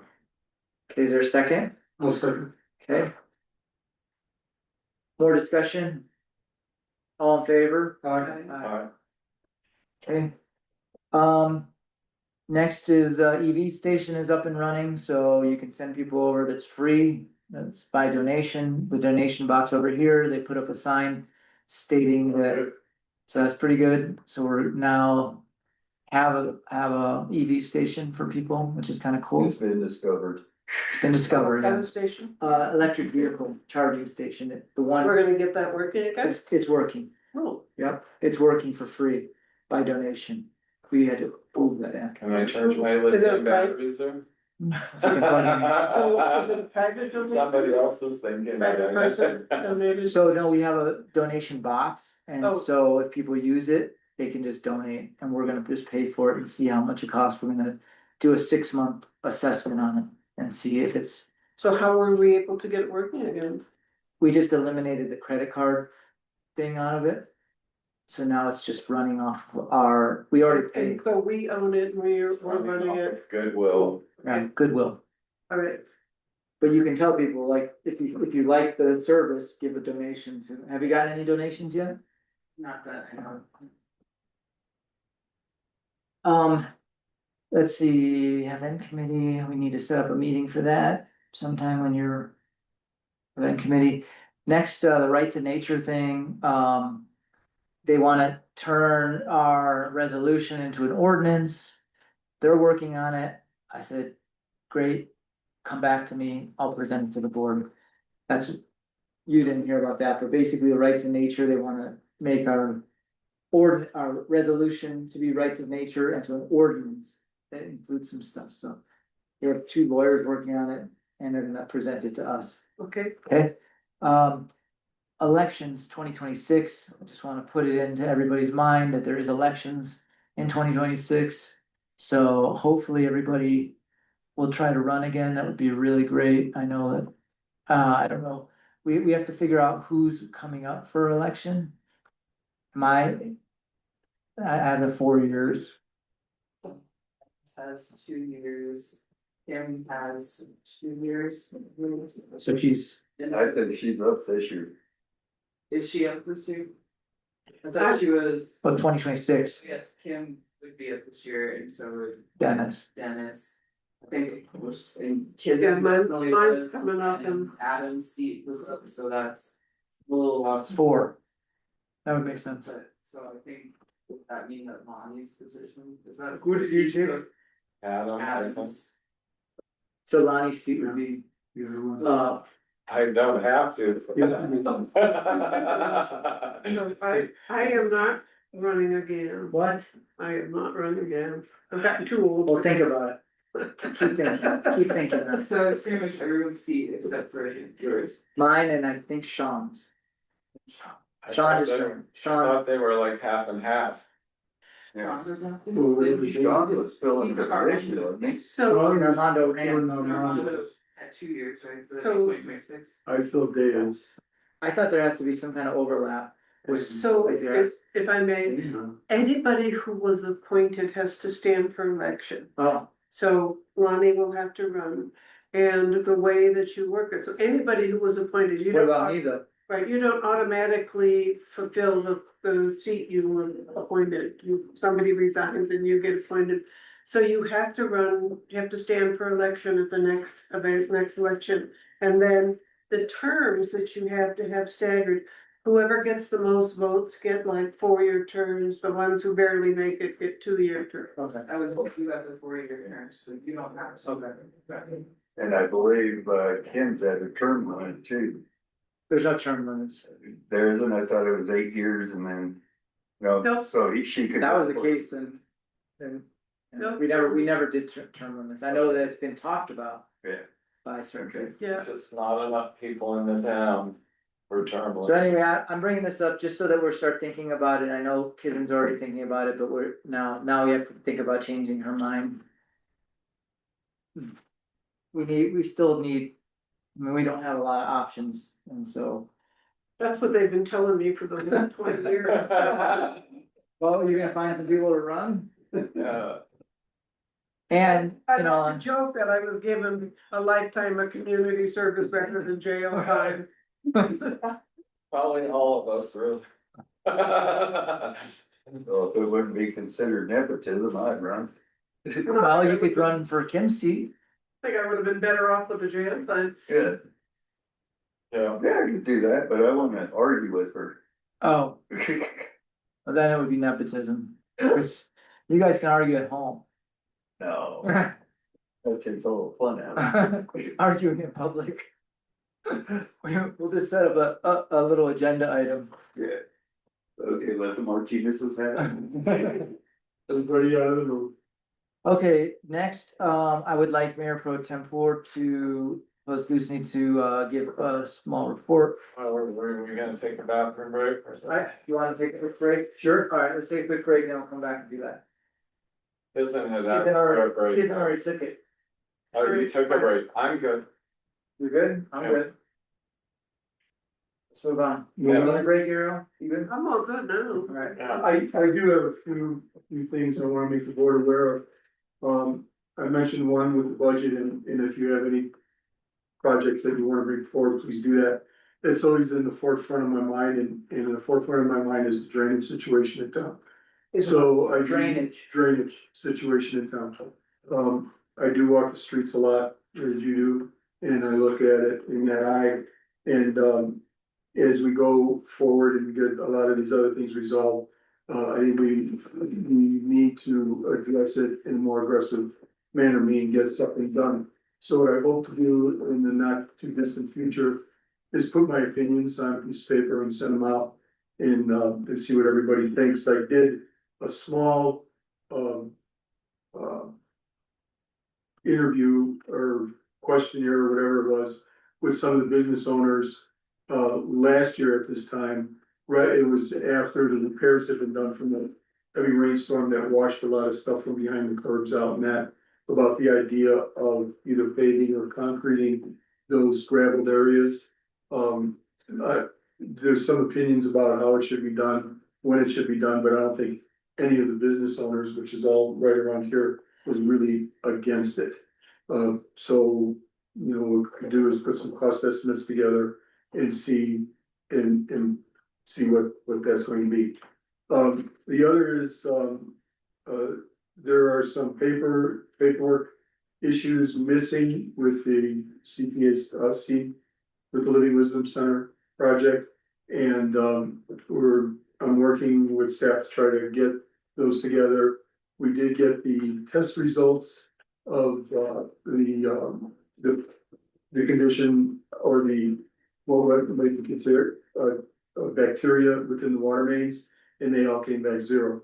What we don't have is either the pressure or the volume, that should have been witnessed, for us in those documents submitted. And I'm bringing it up because eventually this project is gonna start closing.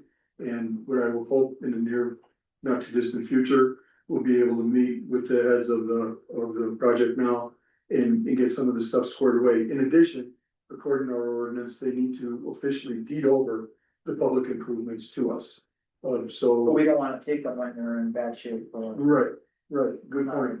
We wanna wait and get some tests on it, to make sure that, because once we accept it, then it's ours. If something goes wrong, we've got to. What's the what? Once we accept the deed as ours, then it's on us to have stuff fixed. So if it's not fixed beforehand, Right, you know, they have to get it up to a point where we feel like it's. okay, And there's been some mention of some problems with some of the construction inside the sanitary sewers. I haven't had that verified. I don't know if it's true or not, to what extent, if it's one manhole or all of them, but that'll all be done. What I'm asking the board to do now is if the board would allow myself to talk to Brett Collier, who is our official ORC, certified ORC, and to see if he might be interested in expanding his involvement with the town on the sanitary sewer side of it to help along with these types of inspections. I did talk to Matt from SDM, who is the designing engineer, and asked him if he were involved in any of these inspections or certifications or whatever, and he said no. He was not, that was not part of his contract. And it's a little bit difficult because he is a designing engineer, and him not getting involved in that respect. It's, I don't wanna say it's odd, I'm sure it happens other places, but I hope we never build another project where the town engineer is also the designing engineer for someone who we might end up not necessarily having a good marriage with. No, hope I made that clear. And so if the board will allow me to go ahead and meet with Brett Collier. I would approve that or direct you to do that. Yeah, and then I'll report back. And see what it would be and what costs would be. Yeah. And what limitations. And, you know, that's, I have, I don't know if this is out of line for myself or not, but we have a lot of people, I don't know, maybe I shouldn't say a lot, that have not been able to pay their water bills. I think some of them are just seeing what they can get away with, and some of them, may really be in some financial dire straits. And I don't know if the board would be interested in offering, and it would have to be all calculated out, how much per hour, and how many hours, but use some community service to help offset their, pay for their bills. And it's just a thought that I had, so What do you think? kick it around. I'm a huge fan of having options. The only issue I have. I mean, just making sure we don't get in any trouble with like Liability. liability, like creating wage or slaves for the town. I don't know what. Or Yeah, somebody like, get hurt on the job or something like that. It's just an interesting thing, the way that people are being, but I totally think the methodology is something that I'm a fan of, is giving people a non-monetary way to deal with current monetary issues where they're kind of stuck and don't have a I second. mean, they've received the services already. Yeah, We're already getting to the point where there are people who won't be able to do that, and we're gonna have to shut their water off. right, So what we're trying to do is find a wider yeah, range of options. As opposed to just pay me or you get a lien against the I property. just need 5 minutes to come into the. So that's. So I would wonder if there are things either with social services in Sewage County that allow, I mean, you know, having a family or person's water shut off is a big deal. If there would be things that could be available through social services to help with people. LEAP money is for usually heating money, but I know that I would wonder if there's any kind of money that's available to say LEAP, but first of all would be social services. If it's a one-time deal, somebody got ill or they lost their job or whatever, neighbors helping neighbors can be of assistance. If it's a chronic thing, no, but it. But we have Because one in particular that's running an Airbnb out of this house and not paying their water bill. Right? Exactly. And I'm just as long as we aren't breaking any labor laws, that's what I'm talking about, making sure this. So do you want, Ariel, do you think that that's Yeah, you know, something to do, I mean, how would we do it? I think it's a really great idea. I think you should talk to the lawyer about it and see what he thinks about the liability concerns, and then we could move forward with Maybe a figuring waiver? out the pricing. A waiver? I think there's. Yeah, like a waiver would probably. And take care courts offer, community service in lieu of, in paying the fines. yeah, pay for it. yeah, I kind of question that. I mean, I think it's good for people to have options, but I would sort of question having people come in to say, you know, do work or something instead of the water bill. If it was a one-off, then I would say, okay, let's look at what we can do. But if it's a consistent chronic sort of thing, then I think we're digging a hole here, Sure, I get that. you know. I'm on the opposite side of that issue. If we could, I'd do our whole fees schedule that way. Well, let's research it, kick it around some more, get more better board members here. and- We put that on the agenda. The other thing we offer too is we have been offering payment arrangements to people who are struggling, and so that's been pretty effective. we could do getting things- down the higher ones. We could do things like charge interest, we could do liens, we can do all that stuff, so there is harsher ways of dealing with it, which we're trying to kind of avoid. Yeah, I mean, I look at, if I was in the position of that and I got behind, I'd love to be able to work something out and say, you know, let me volunteer for the this and that or whatever. But it shouldn't now be the ongoing way that I pay. It's my not water meant to be bill. that. But if it's something to get somebody caught up with her, then yeah, I think you should work with people as much as we possibly can. The idea of an Airbnb not paying their water bill, then I think we need to really take a look about revoking their Airbnb license. They're getting income for that, they should pay their water bill. And I think we need to look at, you know, part of the agreement that having an Airbnb, you've got a special conditional use permit in order to do that. And it's not like you have a business, but commercial district, you have a right to do business with Airbnb. Yeah. That's I agree. conditional use. I agree, and I think they would, you know, if we shut their water off, because, I mean, they're, how far behind on this particular? It's $2,000 a year. Wow. Okay, so I think that's where you got a 30-day notice that say at such and such a time, we're gonna turn your water off. There's no reason, I mean, we have to do that one. No, Yeah. because that's I was inexcusable. thinking we should do it this time. Yeah, That's, you know, we have to do adulting at the same time. right. Would you like, Well, would you like a motion to, notify this particular homeowner? That there'll be a shut off? it would seem that wouldn't need a motion, No, that I would was be a just normal thinking course of business. It is, Correction. it is, yeah. I would say anybody who runs a BMV and doesn't pay their water bill for 6 months is Yeah, that's, definitely. that's not good. And there had been something, I think, I don't know, you might even check, I was looking at checking at what's available. There had been something maybe with Aventa that years ago where they could offer some help with like a short-term loan for people who found themselves in difficulty. And I would say, yeah, no payment plan for them either, they pay it or they don't pay it, That's it fair. waters off, because Well, they're. I would say that's fair, cause he's been notified a number of times in a number of ways that he's. Well. And if they wanna get a loan from a vendor or just, or, you know, And through. he's not earned his business license either, he doesn't, I don't know that he has the conditional permit to. Yeah, run one. it's game over. But I think also checking with social services and seeing what sort of programs might be available. Cause I believe in helping people, especially when they've had something that's come up in their life that is causing a problem. You know, I really don't like to see water shut off. Neither do we, and we haven't done it ever, and. It's get, on some, yeah. And But I think that if there's somebody who's been struggling to pay and that there's some project or whatever, we could say, look, this is a way you can work this off, that we might need it.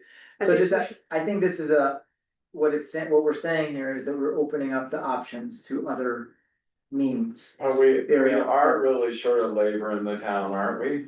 Like, Well, I mean, there's things like, I was looking at like down some of our alleys, I mean, it is just weed central, and it's We 6 have- local right of ways that just are completely weeded, and we've overtaken, done some good stuff on the streets, but now alleys need, you know, pulling. And it's about to go to seed, I mean, we're literally like within a week of it, them going to seed and dropping all the seed, and then we waste the opportunity. You know, or just doing, you know, a day or whatever of picking up litter or this sort of thing. I mean, there's things that town could use help with and maybe we could do this, but I just don't think this should be open it up. No, I agree, I think it should be on this Because you discretion one of the time, clerk, it should be at the discretion of the clerk. And there's, I mean, I'm just gonna open it up to perspective here, there could be people who would love to invest their time into the town. That would love to beautify the town, Well, I got an idea, why don't, if they're caught up yeah, and they wanna volunteer yeah, that's. forward, pay a forward style thing, that Yeah, might work. I mean, obviously, but. But I mean, it's just like, if people are getting in the rear because they know that there's an option for them to just work it off, that's not the best option. Yeah, I'm not sure, it would depend on our finances as a town, obviously, but I love the idea. Just saying, Okay, let's research a little. Yeah. Well, let's keep our, you know, let's have an open mind. yeah, Okay, Yeah. alright, Let's go with something. more on your report, you might Mayor, get, No, you that's might it, get a good that's deal it on for now, labor. there'll be more. okay. Moving along to the CML conference report, clerk's report, total clerks, we can, yeah. Jeez, Ariel has done so much this past month, it's like mind blowing. It does look like a lot's getting done from somewhere. I've been running around for a month, Yeah. running on fumes now, but Yeah. still excited about all of our. Pretty much, I just wanted to add a few things to my clerk's report that I forgot, and kind of came up during this meeting. I did talk to FEMA recently about our floodplain insurance and mapping, and we currently aren't mapped. They pretty much told me that if we wanted them to map it, they really laughed in my face about that. It sounds like they don't have the capacity or the funds really to do mapping for us right now. But they said that we could get third-party mapping and that they would approve as their own. That sounds good. So I've been looking into that as well. I have a friend who does FEMA mapping, as their career, and they work closely with FEMA. Their partner is a FEMA employee at this time. So that's one way we could go. like If that. you want me to keep pursuing that, I could talk more with them, Do we otherwise. need to do like a RFP for that, RFQ or? I wasn't sure about that either. I was hoping the attorney could answer that. I would say that's the kind of a specialty item. I would follow the lead of what you just said. I remember, I think you talked about this at Public Works Committee. Yeah, Was there any indication from FEMA that they might subsidize the cost? There was no indication about that. But I could follow up with that as well. These are the questions. And Ariel, if you need a hand with the latest. 536 forms for F. I'll be available. Okay, I would like to have help on that. Let me know when, you want to do it. Okay, Thank you for doing that. thank you. Sure. The next item I want to address was, the special event liquor license for the Crestone Eagle. They had originally applied to have one for July 4th and then also for the dates of the energy fair. They were approved conditionally. The approval was for the 4th of July and that the other events would be approved if the 4th of July event went well. And so I just want to check in with the board that you felt that that went well so that she could proceed with her energy I thought it fair went really dates well. as well. I felt like, especially having Ariel there, she was hands on, like, boots on the ground. Yeah, I made sure we were checking licenses, everyone was tip certified, and we really had no incidents. One gentleman took a beer out of the area and he was immediately escorted back to the area. And there was no issues, no like fights, everyone was just like really pleasant and Did they make money? follow the rules. I believe she did, I don't know her exact figures, but I know that she was gonna donate it all to the town stage. Cool. I also thought it went really well. The only suggestion that I would make would be, a little better Perimeter. fencing for the perimeter, like maybe some of that orange, event sort of mesh tape or something across. I would agree with that too, because people kept like stomping on the string. Yeah, they kind of So stepped you're just over. like stepping. Plus it kind of really differentiates and shows that there's something happening over there. In that area. It might actually draw more people.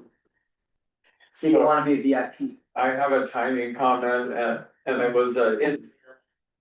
That Scott Sorty basically just made a disgruntled remark about having alcohol right next to his. Of course, well. And I'm just raising awareness basically, I mean, one of my tiny pet peeves, it's really low on the list, but it exists, is like the awareness of the town council has been low on brick and mortar businesses compared to events.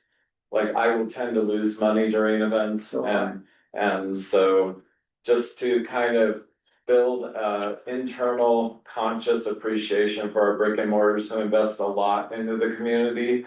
And that we don't forget about them when we're doing these other things, so, I would agree with that. yeah. That should be maybe something, that's partly was one of the reasons why we said 5 full day events only. Was because of that too, because it does interfere. Yeah, yeah, Like for us, like people who would normally shop like for their household, don't come on those days. right, It just, so you get a lot of just like people buying drinks and things like that, but it's much different shopping. and sometimes it's about like on Memorial Day, not. Having an event maybe on the Friday or the Saturday and leaving the Monday for the local. One other businesses. option would be local businesses could get like a free booth. That would be interesting too, that's not a bad incentive, Because then you're like, you could just move over there and be part of it, right? already have your inventory. It's just, it's somewhere in there, it's just not forgetting about the brick and mortars, so. The other thing with the alcohol thing, you know, she is doing it as nonprofit and donating the money, so. And, you know. There's been a lot of things that other businesses have done to step on other businesses, so. I think it's fine, it's just a note, a footnote to stick in our brain somewhere, I agree. so, It's their. yeah. Alright, So it should approve. I would say, I would entertain a motion to approve for Energy Fair. I make that motion to approve For a second, the one-time permit for the energy fair. Second, No second? just wanna fail from lack of second. I have to abstain because I'm on the. Although we'll have to hold it to the next meeting, because we don't have a, That's weird, but that's the problem with the quorum. yeah, Okay, So are you not having the motion? not. there's no second, There's no second? yeah. Failed for lack of second, Okay, I will second that motion. okay. You got it? Did you erase it? No, I got it. Alright. I have the second. Alright then, all in favor? Aye. Aye. And I have to abstain. Yeah, so then, Doesn't matter. and it fails for lack of, No, that actually passes. You have a 2-to-1 vote. 2 ayes. I thought we need four, like full four. Nay. We should have four. Two ayes and a We have a nay. quorum. Okay, I see what you're saying. I don't know how that works, but What happens is it gets carried over to the next meeting. and Right. So I'd like to check into that because I think it's majority of the quorum present, so we don't have a majority. I thought it was a full quorum, like we have. No, I think it's just a majority of present, so if you have 5 people, it takes 3. And if you have 4 people, it would take 3, but it's not, both make sense, but I would agree, because it makes a little more sense, but Yeah. I don't know the rules. no, because The otherwise Robert's we're rules. limited. The next meeting's in 2 weeks. Right, so if you have, if there's only 5 people present, it takes 3. And, I don't know, I would say, Can I say something? I have a hard time with alcohol making the success or a failure of an event. well, that's, And I get what's going on as far as. You know, the money being donated and this, but in my personal experience, if anything goes wrong, it's not because there was a bunch of people smoking pot. It's because too many bottles of loudmouth. And well, one that's, thing I would say, and I would like to. Present this is that if you contain the alcohol, it's easier to enforce when people are out in the streets drinking. If you don't have a place for people to drink legally besides over, one place, then. You have more people like over at their cars drinking and things like that, so. If our code enforcement can go and say, look, you cannot be drinking over here. If you wanna drink, you have to go over there or over to the Bliss and that's it. It just makes it a little bit more. I would check in with Ian, but from what I understood, there was less him catching people.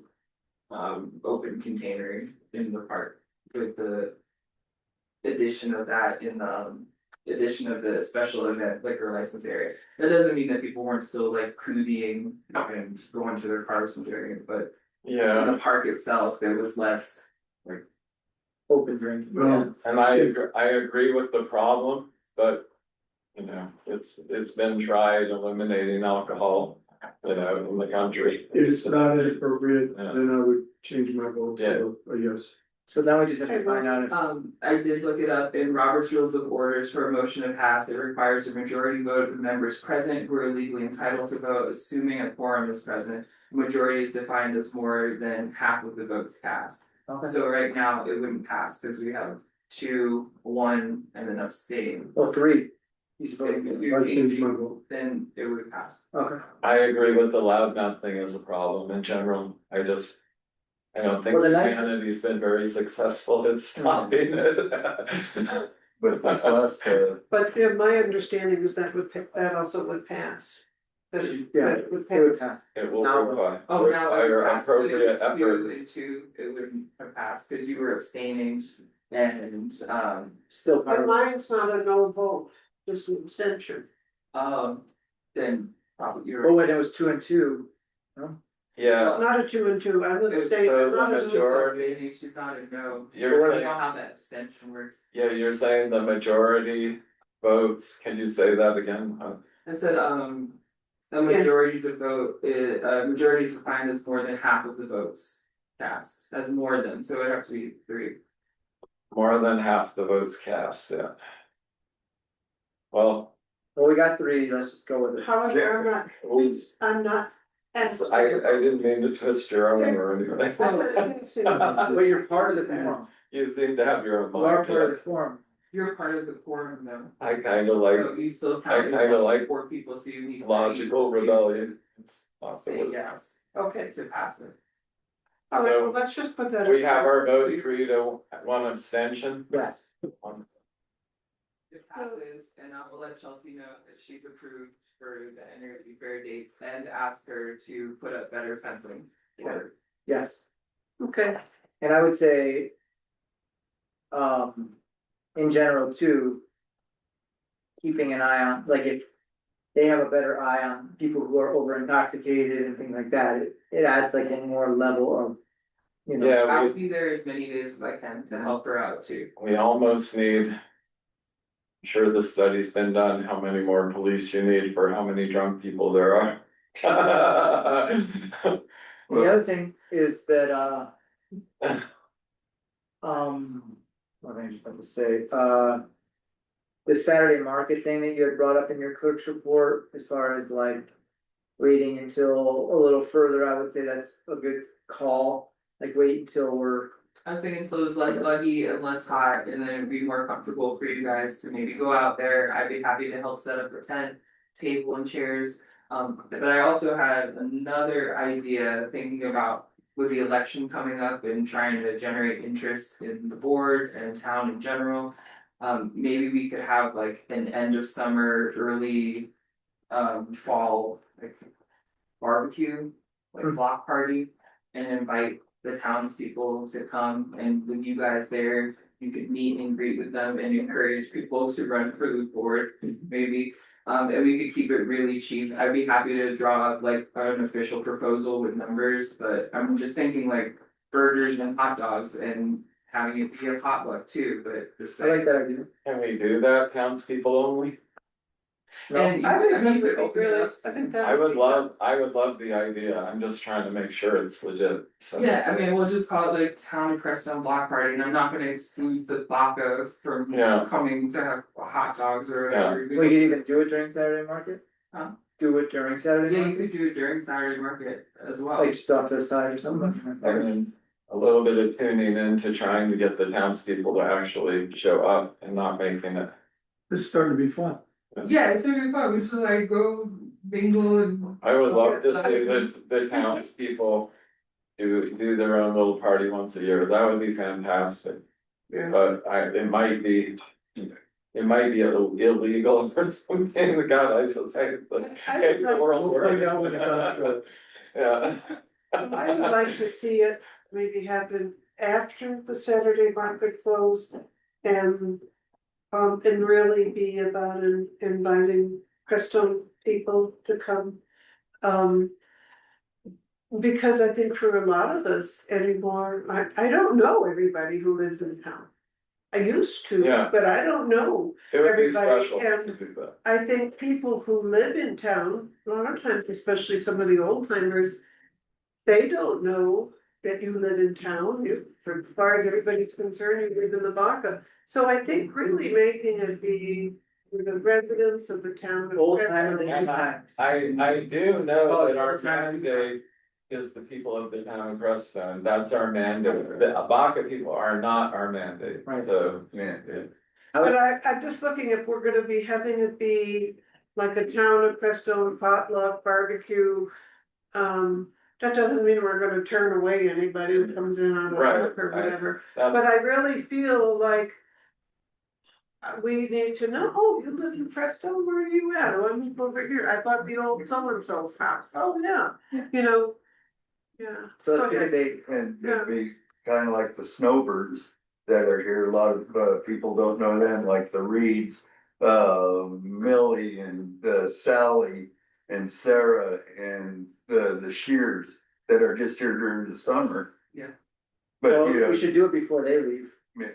Unless I was thinking like end of summer block party, which is like coming up quickly, but we're not talking about too much. September. planning. And I do have a planning business. Yeah, September. So is there September would be nice. a communication list from the town to invite the people from the town?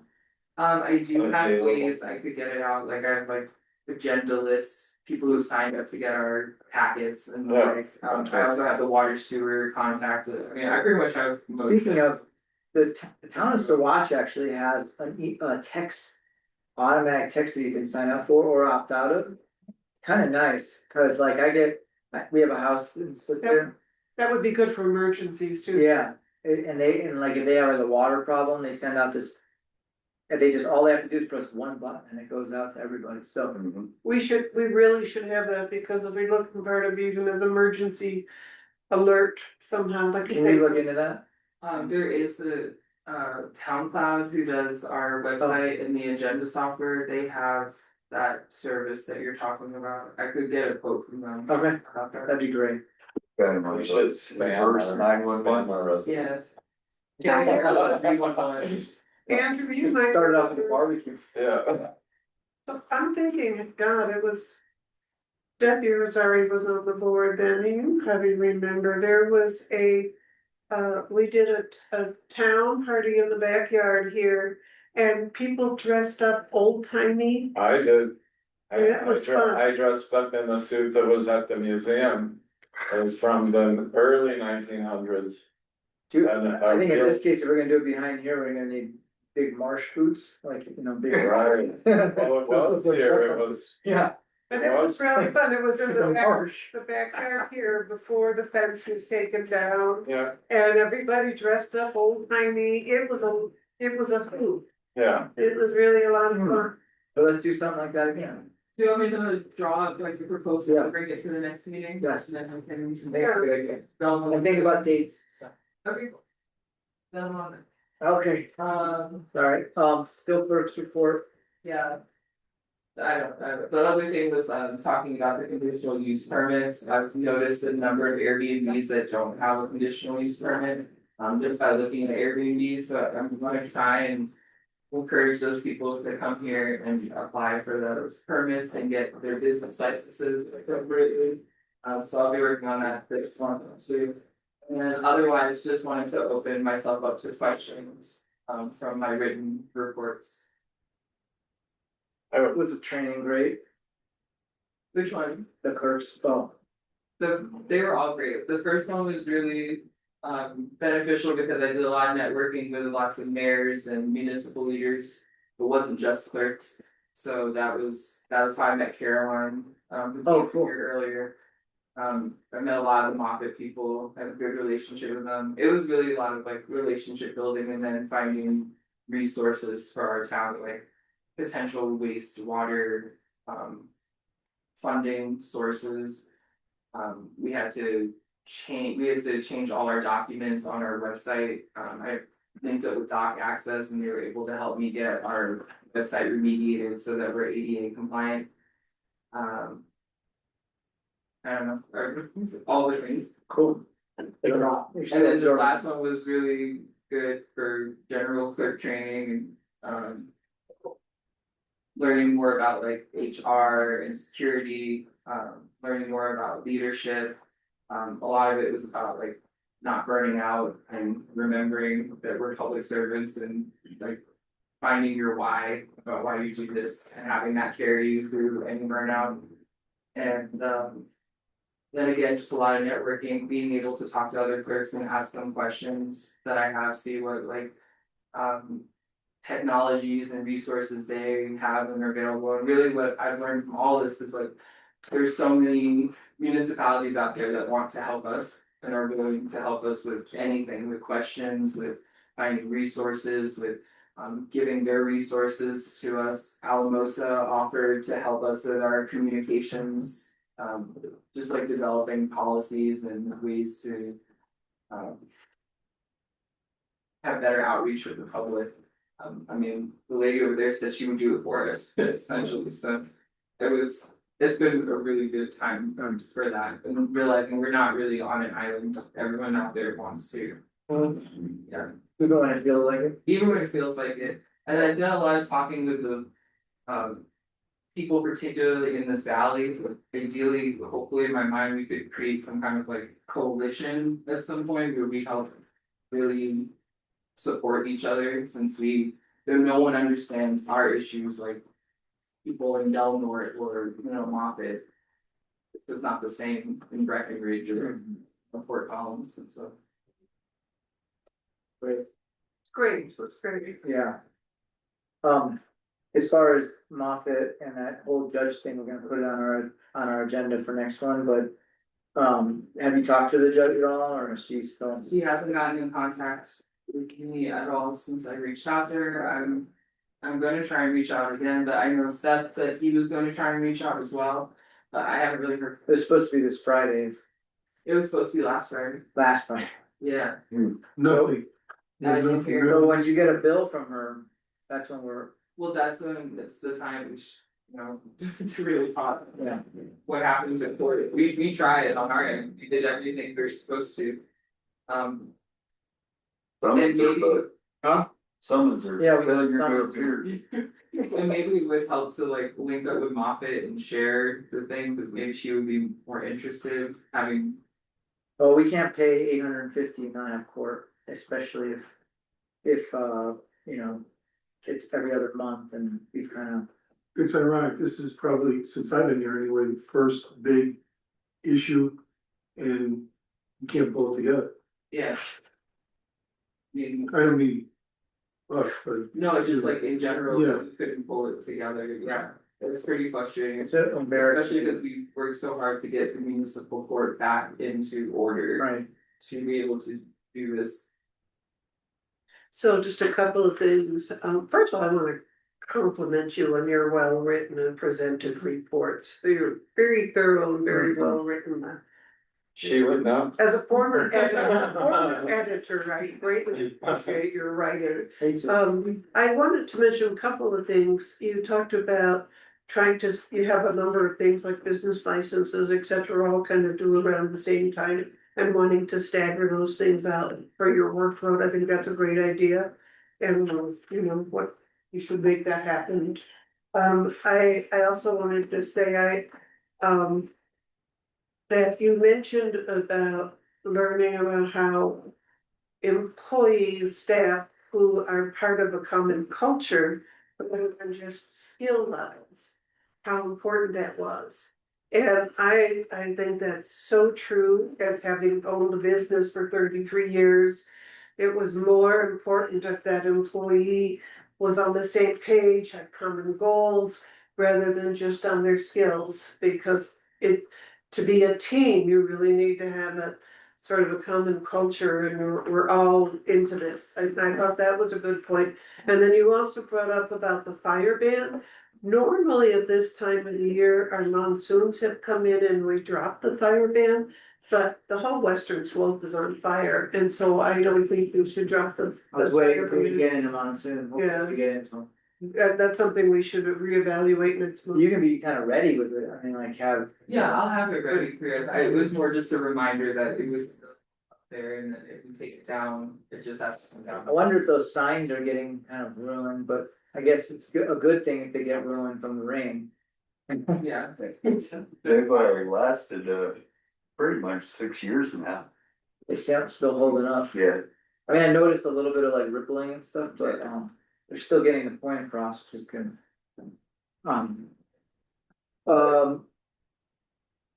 What did I say? Yeah, we should decide, we have a half hour before lunch. And I was wondering if we should just knock out a couple things, like the attorney, since the attorney's not gonna be here. If we wanna get this 3 mile and this IGA amendment done real quick, I can discuss what it's about. Are you done with your clerk's report? If you guys do have more questions, I'm on it. So I would make a motion to approve the updated IGA on the 3 mile plan in Swatch County. Is there a second? I'll second. Okay, discussion? Do you guys want a little insight into this? I would like an education wherever I can get one. So, about 2 years ago. This came up because of the cell tower, maybe it was 2.5 years ago, three. And it was like, okay, we have this agreement, it's a 3 mile protective thing. What it does is, if we do anything or the county does anything within this 3 miles. That's somehow like affects the town or affects the county, that we have, either side has to give notice to each other. And basically say, this is gonna affect your town, you guys should know about this, so it's kind of like a. It's not that we can really do anything necessarily, but it gives us a little more heads up. And Cell phone tower, conversation and. like an application for the cell phone tower comes up, it goes to us. And if we don't get it, then then we can get on the case. Yeah, So we can't really, we don't have any authority to say yay or nay, but what we do get is a seat at the table. and we could inform the public and any number of things Right. that are Somebody's important. wanting, Yeah. yes, We can say we're for it, then please. Yeah. You know, that's like when Steve was trying to put the one down there, he didn't go through the process. He just put it out that we're gonna put a cell tower up. Yeah, And never went to anybody. Yeah, it was kind of hidden, actually, there was yeah, some, I don't know if you remember, but it. I remember some of it. Yeah, that wasn't a great method, but. Yeah, But anyway, point being, so it's, so in the joint agreement, it states there's a map, but there was no map. So I made this map and then we got the coordinates and. oh, Lawyer drew up. that's what that thing was. Yeah, so the idea is now we have our amendments, they're set and they go in and then the county approves them too. And then it goes into the file, hopefully. Yeah, okay, And obviously we keep them in our file signed, they keep them in their file signed, and it's kind of like the same thing we do with every IGA. okay, Alright, so all in favor? Aye. Awesome. sorry. So we got through that, public works report, we could do that real quick. I don't know if Brent is available, but, I don't think he's coming today. I saw him drive down the street with the truck. well, is he planning on coming in for his, executive session? Last time, yes. Yeah, so that will be after that, so what I was thinking was the liquor license renewal application could come right at 1:00 or 1:30. Okay, perfect. Scott just came. So we'll do 1:30, that comes up, then we'll go straight into Brent's thing at probably like 2:15. But I'd like to knock out some stuff before then so we could just do public works report, because it's all in there, so let's look at that. I guess I could quickly just kind of read it, unless you guys want. Good. Replace street trees on July 10th, removed old trees and planted new ones sourced from garden center and Salida, initiated both manual hand watering and automatic irrigation to support healthy establishment. Nutrient feeding for the new trees will also be initiated. That has to be done right away. And speaking of trees, those plums are coming out again over here. Lots of them, lots of plums. So you might wanna give like a preliminary like heads up to the community about those plums. So that about the plums, lots of Okay. plums. But they're not ready yet, but last year she pulled all the plums and it turned into a I saw. that. Facebook drama. So I'm going, the case of a blue line. so it's Plumgate, so she can get ahead of Plumgate this year. Yeah, I think cousin, you ordered a flowering plum for me and it's plumbing all over the place too. This was supposed to be strictly an ornamental. Yeah, I got one of those. Well, they're ornamental, they are ornamental. Yeah. They They're were called supposed- bearberries. I talked to Brady's about that. And he said, yes, ornamentals normally don't produce fruit, but every once in a while they might. Oh. So this wasn't just a one-off, I take it. Well, you're gonna be on plum duty for the rest of your life. I know, right, we'll figure it out. When does the plum jelly come out? Yeah. They are good plums, they are really good plums. So anyway, just let you Okay, know. I'll watch it, thank you for the heads up on that. Investigated the mold over in town kitchen, I gave them a mold remediator, I don't know if it's been used. Okay, identified potential sources and begun treatment today using a spray solution to help mitigate the issue. Mosquito abatement effort showing success, I would agree. Mosquito presence was minimal during July 4th, especially along the parade route and in the parks. We'll continue microbial treatments in ditches and spot spray as needed. 4th of July flag placements, flags were placed on veterans memorial graves prior to the holiday and collected afterwards. One question is, do we want to leave our flag out here all the time, or is it supposed to come in like on weekends or at night, or what do we do with our flag? Because we had that windstorm and it was, I mean, I would recommend having two backup flags and keeping it out all the time. Just because then you can, I replace my open flag all the time and keep it looking nice. I think that's the most important. what are you doing with yours? But I just leave mine up, Leave it up. right, but before, we used to just strike the colors during the weekend. And then put it out on Monday when the town hall's open. What is it, what do the people think? Because I do think that it's either like, either out or it's put away. It's not, there's not a lot of consistency with the, I mean, we're not gonna fold it up properly. you roll it up, I think, right? Fire off a cannon. when you Yeah. put it up. I don't think there's any problem just leaving it on. All right, Having backup flags like okay, trustee Robinson. all right. I mean, it is kind It gets Nice. better, get rid of it. of, okay, Not a lot of people live in the country these days. well, then that helps bring us. Or a Colorado flag. Okay, backflow prevention device installed and tested, that was what we paid for today, that was one of our bills, installed a new backflow prevention device. For the upper sprinkler system, completed, tested of all testable upper irrigation system and compliance. And allows for its approved use, do you know if Scott's already paid that bit of money that we?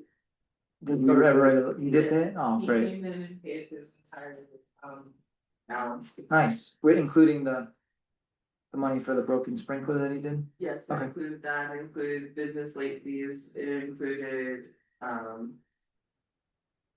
his His- water bills as And then well. also his new renewal license. Yes. Okay.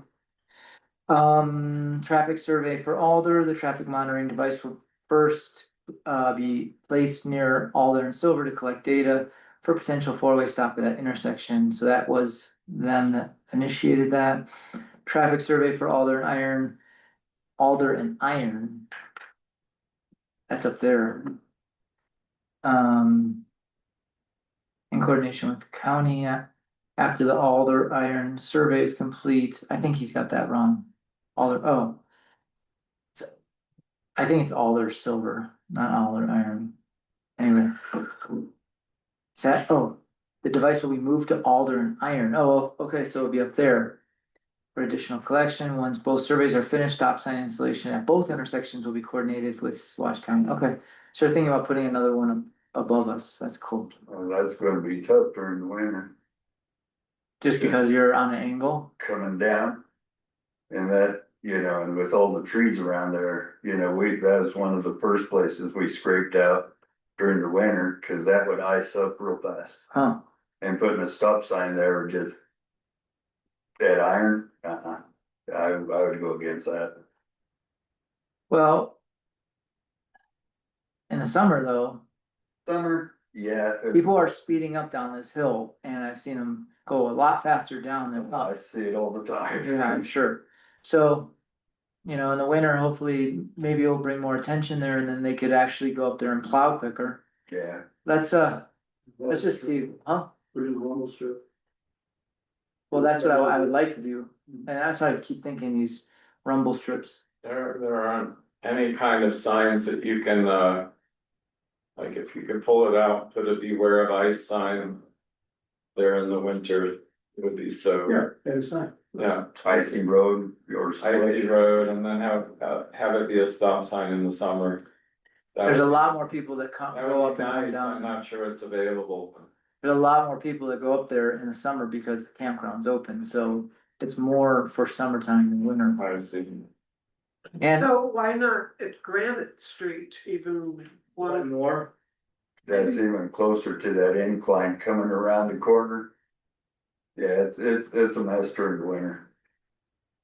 Alright, well, let's see what they say as far, cause they're the ones that plow, so. Yeah, Well, I know, we come out at carbonate to Alder all the time, that's how I travel down. And boy, you really gotta look to your right to the north coming down, cause those cars really come booking down like from the campground. And, yeah, I totally agree. I think it's too much. I think that's where we also need to put some. you think there should be a stop sign up there? I think there should be, like he said, rumble strips like coming into town, Yeah, especially I this. would agree with a rumble strip. Yeah. Yeah.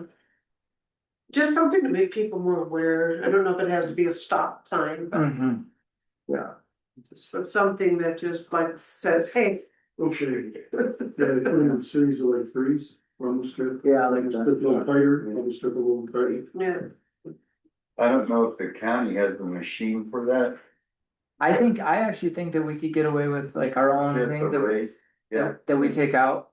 Yeah. I mean, I don't know what happens with like drilled holes in this concrete over winter or whatever, they might, just as long as they're plugged, so they don't fill in. during- so when you take it out, you plug them. Yeah. Gotcha. Ice and expansion. Yeah. Mayor, Yeah. is it okay to mention the off-street bridge system? Yeah, hang on, let me get through this real quick, because there's one big one, wastewater incident. Investigation update during routine sampling, the Baca Grande. Had an incident of high BOD wastewater was detected entering the system. I consulted with the ORC and wastewater specialist to investigate. In order to help establish the origin of the elevated BODs, biochemical oxygen demand, which appears to be the result of an unauthorized discharge.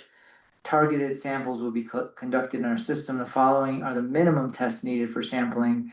So he's asking for $600 for 3 sampling points total, 600 total, so $200 each. These represent the minimum testing necessary to conduct proper investigation.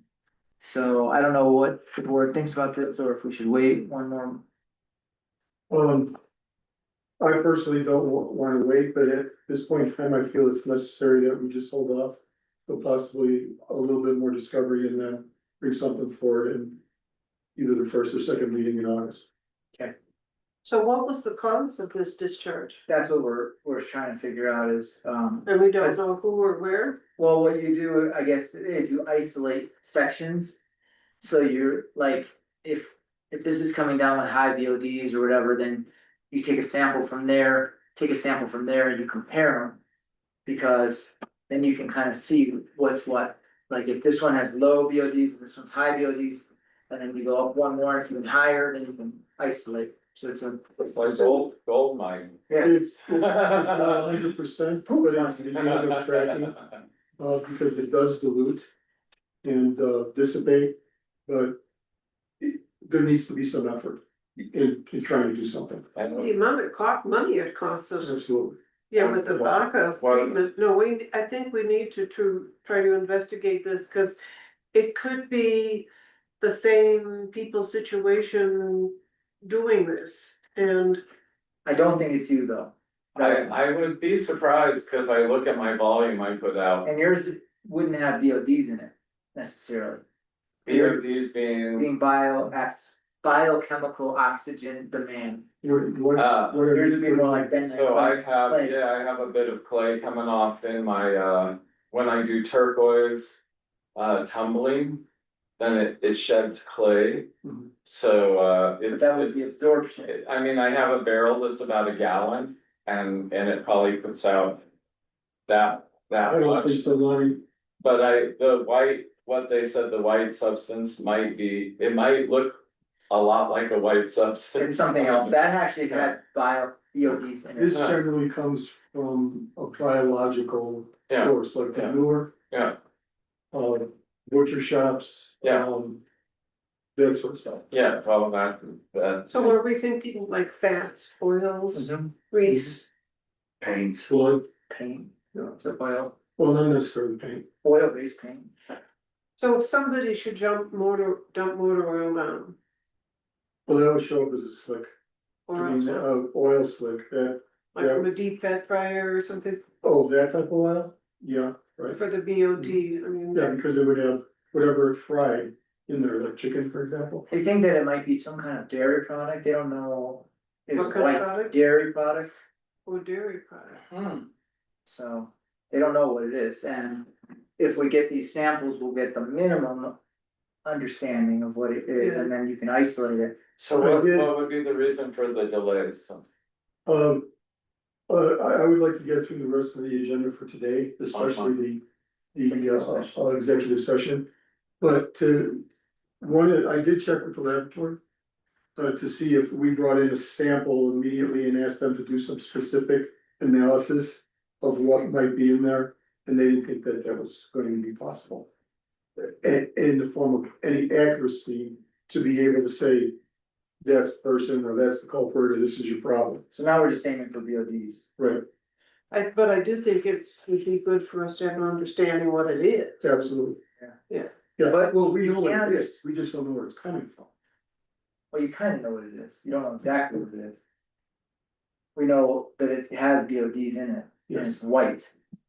But if we, but I don't know if the color is really associated with the BOD count. that could be, So right now, do all of our restaurants and food processing places have grease traps on them? Yes, Every single one of them? is, to the best of my knowledge, yes. that doesn't mean that they're not full. And overflowing, cause once they fill up, then they start to leak, it's just like. So is there somebody who's doing like a monthly or every other month inspection on those? To refresh everyone's memory, this has been an ongoing battle to get the community into compliance. Our fault, not theirs unnecessarily, although I think all restaurants and that know that it's a requirement, but we were lax in enforcing that push. The last report I saw was that it was, the inspection of these devices was going to be yearly, which is absurd. An awful lot can happen in 12 months. An awful lot of money could be spent in 12 months on treating BODs. It should be done more often. This is one of the things that Quarterly, more often, yeah, quarterly would be appropriate? Yeah. Quarterly? oh, I thought you said orderly. Oh, Quarter. Quarterly could be fine, and maybe even more than that. What we've experienced, kind of back up a little bit, is there seems to be a pattern that had been developed. And it was every other month we would get a big spike. Now, just 2 months ago, we went 2 months in a row where it actually had gotten less and then less again. And then all of a sudden, bam, another big spike, which brought it up to what it had been previous to that top third month. So, we're carrying some guilt here. We're gonna get that corrected. It's one of the things that I wanna talk to Brett Collier about. And getting a more solid, system done, a procedure done, and an inspection process, so. Well, I think the idea of doing like a mandatory quarterly inspection on them would be great. But I also feel that, like with health inspectors, they just do spot inspections every now and then. They just would show up to do a spot inspection. I think that's more the way to go. And I think the idea of as soon as we see a BOD spike, there's a mandatory inspection. So we can rule out every restaurant in town. Yeah, in my mind, and I might be later told I'm wrong, I think if we do it randomly. Not all on schedule, we'd be more successful in finding who might be Yeah, doing it or not. The other thing is, I think we should not associate it with when they do their inspection, but we should also do inspections of our own manuals, maybe, periodically. We kind of need to intensify our ORC of our wastewater, even though we don't need an ORC for wastewater, because we're not doing the treatment. We need like another level of somebody doing, Yeah. same way they Yeah. check water. well, I think that as soon as we get an elevated, the BOD, whether it's our code enforcement officer just does a spot check every grease trap of every food service place, like immediately, the next day. And if you, like you say, if you find some place that's just overflowing, and also there's the questionnaire, what have you put down in the last 3 But the thing days? is, we don't always have to check, grease traps, you can also go into the manholes and do Right. checks, and we do have a tester. And what that does is it makes it kind of like, they don't even know that we're checking, and we can isolate. Because if, say you did one up here, you know, nothing below is gonna be, Right, or, right. you do one closer to. Wherever it is, there's ways of isolating. Well, and I think I'm doing increased inspections like this randomly, and especially if we see an elevated BOD. I think the food service places will really take it seriously that, we're on this and it has a big impact. It's not just some willy-nilly or whatever, we get around to emptying the grease trap whenever and, Well, that's something that I think. You know, I don't wanna beat that horse here, but by the time we get the report that there's been a high BOD count, that stuff has been flushed down the system, into the treatment facility, and already been billed us. So we've got to develop a process that we don't rely on them to tell us we have a high BOD. We need to find that out before we do. So random. well, then maybe just the random inspections, but I think every food service place, has to, really needs to know we're serious about this. Exactly. Yeah. One thing quickly back to, how's that ID thing coming in? Has that kind of fell by the wayside a little bit? The ID is like for us. Yeah, because I kinda got pushed, we got triage low, but Okay. it's still on my to-dos. okay, cause I think like, for instance, if we had somebody with an ID that goes into these places, it just makes it a little more official. For sure, I also, for the code, I believe they're supposed to be maintaining inspection logs as well, and the clerk is supposed to have access to them at any time. So I could also go check in other more businesses too. So maybe we even create like an easier, like a form or something that we hand to the businesses, like, use this for, and then it's easier to turn into. 'Cause we do it like when we have soups on our thing, we have to monitor the temperatures.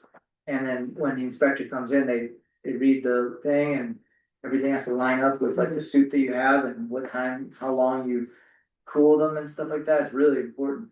So I mean, I'm just, and then they have a sheet that they gave us that keeps that going, so I know it's another thing on your list, but maybe even, Brett Collier has one. They have some kind of form specifically. It's something we can develop. Alright. Did you wanna talk about the bridge? Yeah, real quickly, I could not open what they had sent on my tablet. And I think what I'm looking for here is, if you can find it, what did they designate in this last inspection?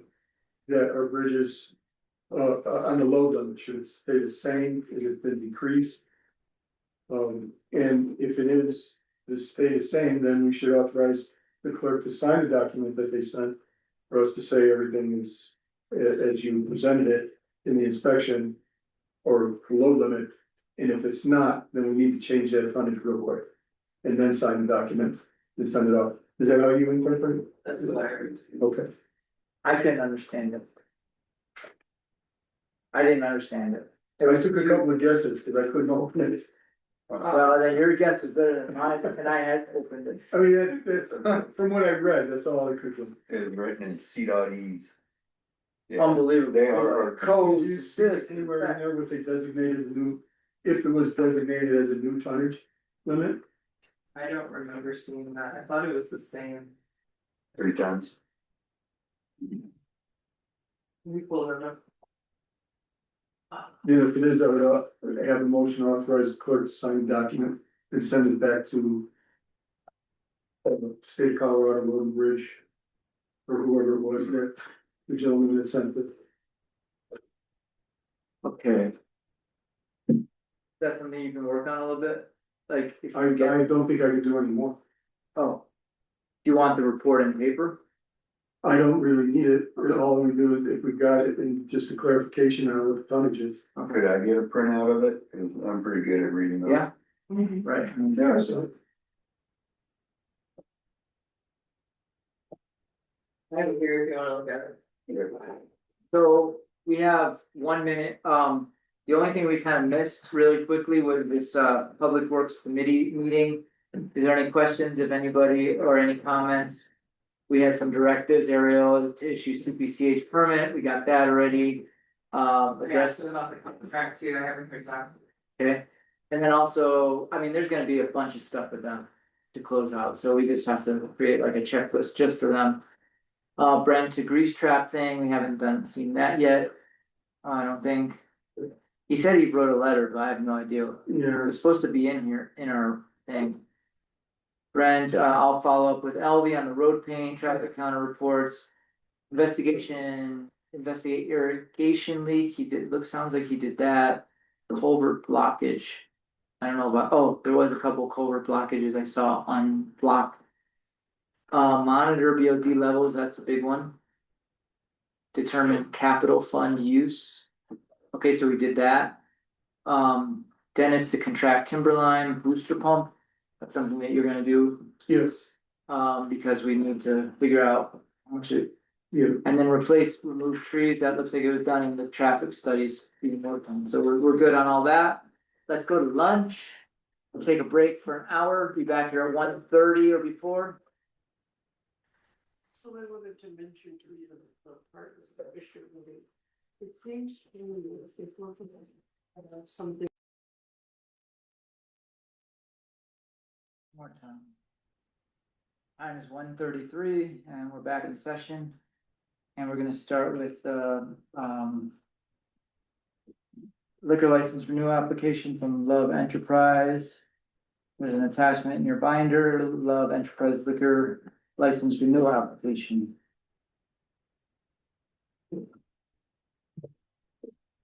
Do we run this as kind of a public hearing, or how do we do it? It's not exactly like a public hearing, but, Should I use my, sorry, should I use the public hearing thing though, like to kind of start it, or? yeah.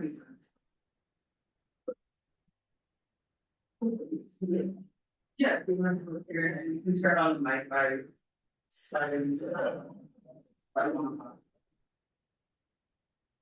We're having a application renewal. That was cool. We're gonna have an application renewal.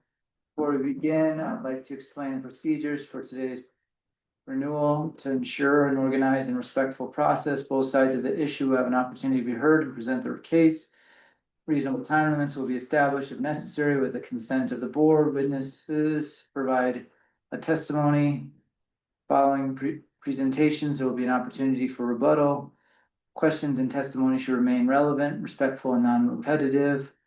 I may limit harassing or irrelevant questions or testimony to maintain focus.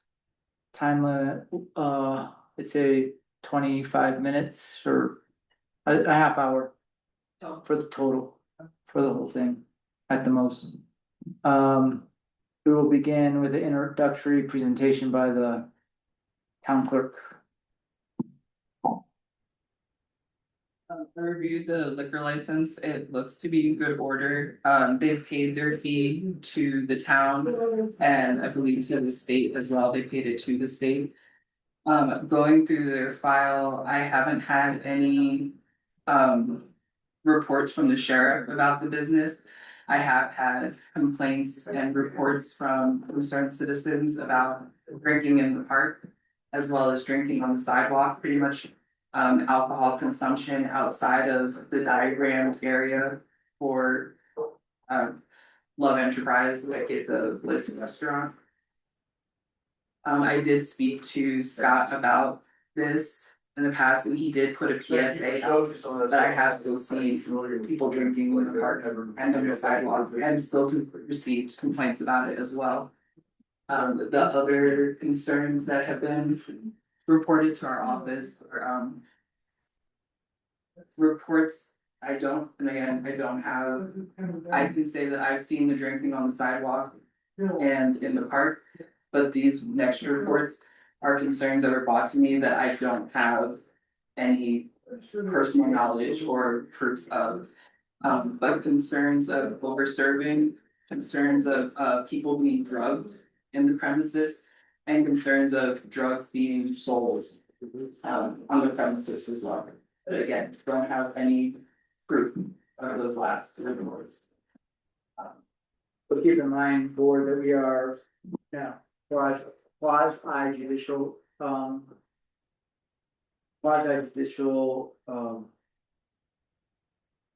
acting as quasi judicial. Acts in a quasi judicial capacity. There you go, capacity. And that means that we are supposed to hear testimonies and reports.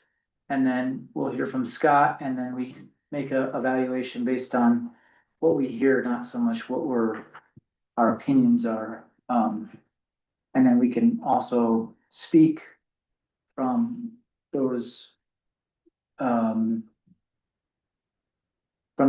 reports, but we cannot necessarily bring in our own bias. So we have to sort of stay judicial in this case. So, do you want to speak on those? Yeah, when did you hear the, as far as I know, we did issue the PSA, we trained the staff, or we, informed the staff of the new. Since we had that conversation, I have still seen people, including your employees, drinking in the park. Okay, I didn't know that. Drinking in the Pearl Park and then also on that sidewalk area. Well, what we've been implemented was, the staff were told that if somebody did it once, they'd get a warning, but they were also told in that warning that if they did it again, they'd be permanently 86. So that was just to kind of rein it in. And the difficulty is that when we're not there, it's very hard to control. So I'm doing a bit of a purge this week. I did get. You're doing what, sir? A purge. I did fire somebody this week. Somebody who I felt was kind of lax in that way. And we also stopped people walking from they might be on the side deck and they want to go to the beer garden. And so what we've asked people to do is turn their drink in at the bar, we put it in the serving window, and then they walk around and get it. So we're doing that stuff. I wasn't aware that I'd only heard of one infraction that was dealt with by a member of staff. Other than that, I hadn't heard it. As for drug dealing, I sincerely believe that to be false. And the roofing, there was we thought there was 2 cases. Turned out there was 1 case. We looked into it. The second case was actually somebody who'd been in our bar and then gone to David Swain's and smoked a dab, and she just lost it. So we thought that was a roofie because of the way she lost it. But when we looked into it, we found out that's what happened. The first one was that guy, and he concluded that he'd been roofied. We don't know where that. I mean, did it occur with us or somewhere else? If there is a roofing problem, I mean, it's not us who's causing that. We obviously would not roofing our own clientele. That's something that might be happening in town. So I brought some attention to it. I spoke to the police patrol about it. That I was, Concerned. that there was something going on, and that was when I thought there was 2 incidences. So I did speak to them and asked for their support, and I told them that I was on it. So I feel like we put in plenty of measures. It's still dealing with the general public. Right. Okay. So Our job is, not to. We are supposed to kind of encourage business, we don't wanna like hold back business, but we also have to maintain, a strong level of, public welfare. Concern for public welfare, as well as, make sure that the morals aren't being impaired. yeah, And so it's kind of like this play between like supporting a business over here and wanting you to, have a thriving business, because I think everybody here wants our town to thrive, right. and it does help. I think having your business thrives, or it helps with the town thrive. However, if it's downgrading our town into a kind of a thing where there's some moral problems, then we have to at least fix that. And so I'm thinking about ways of sort of passing this You know, I would make, I can't make the motion, but I would encourage the board to make the motion with a few sort of like maybe a 3-strike policy of some sort, you know, that we're strict on. Yeah. And that way, you know, you have something to work towards, I was thinking, you know, in looking at the state licensing stuff that's online, they talk about fining is one thing to prevent people from causing moral, well, you know, protect moral welfare, suspension. And then also like putting some things on saying like, okay, will you be willing to like get all your employees certified under tip certified with turn in the certifications? So What is that? tip certified, it's a, what do you, Serve safe alcohol training Okay, for Colorado specifically.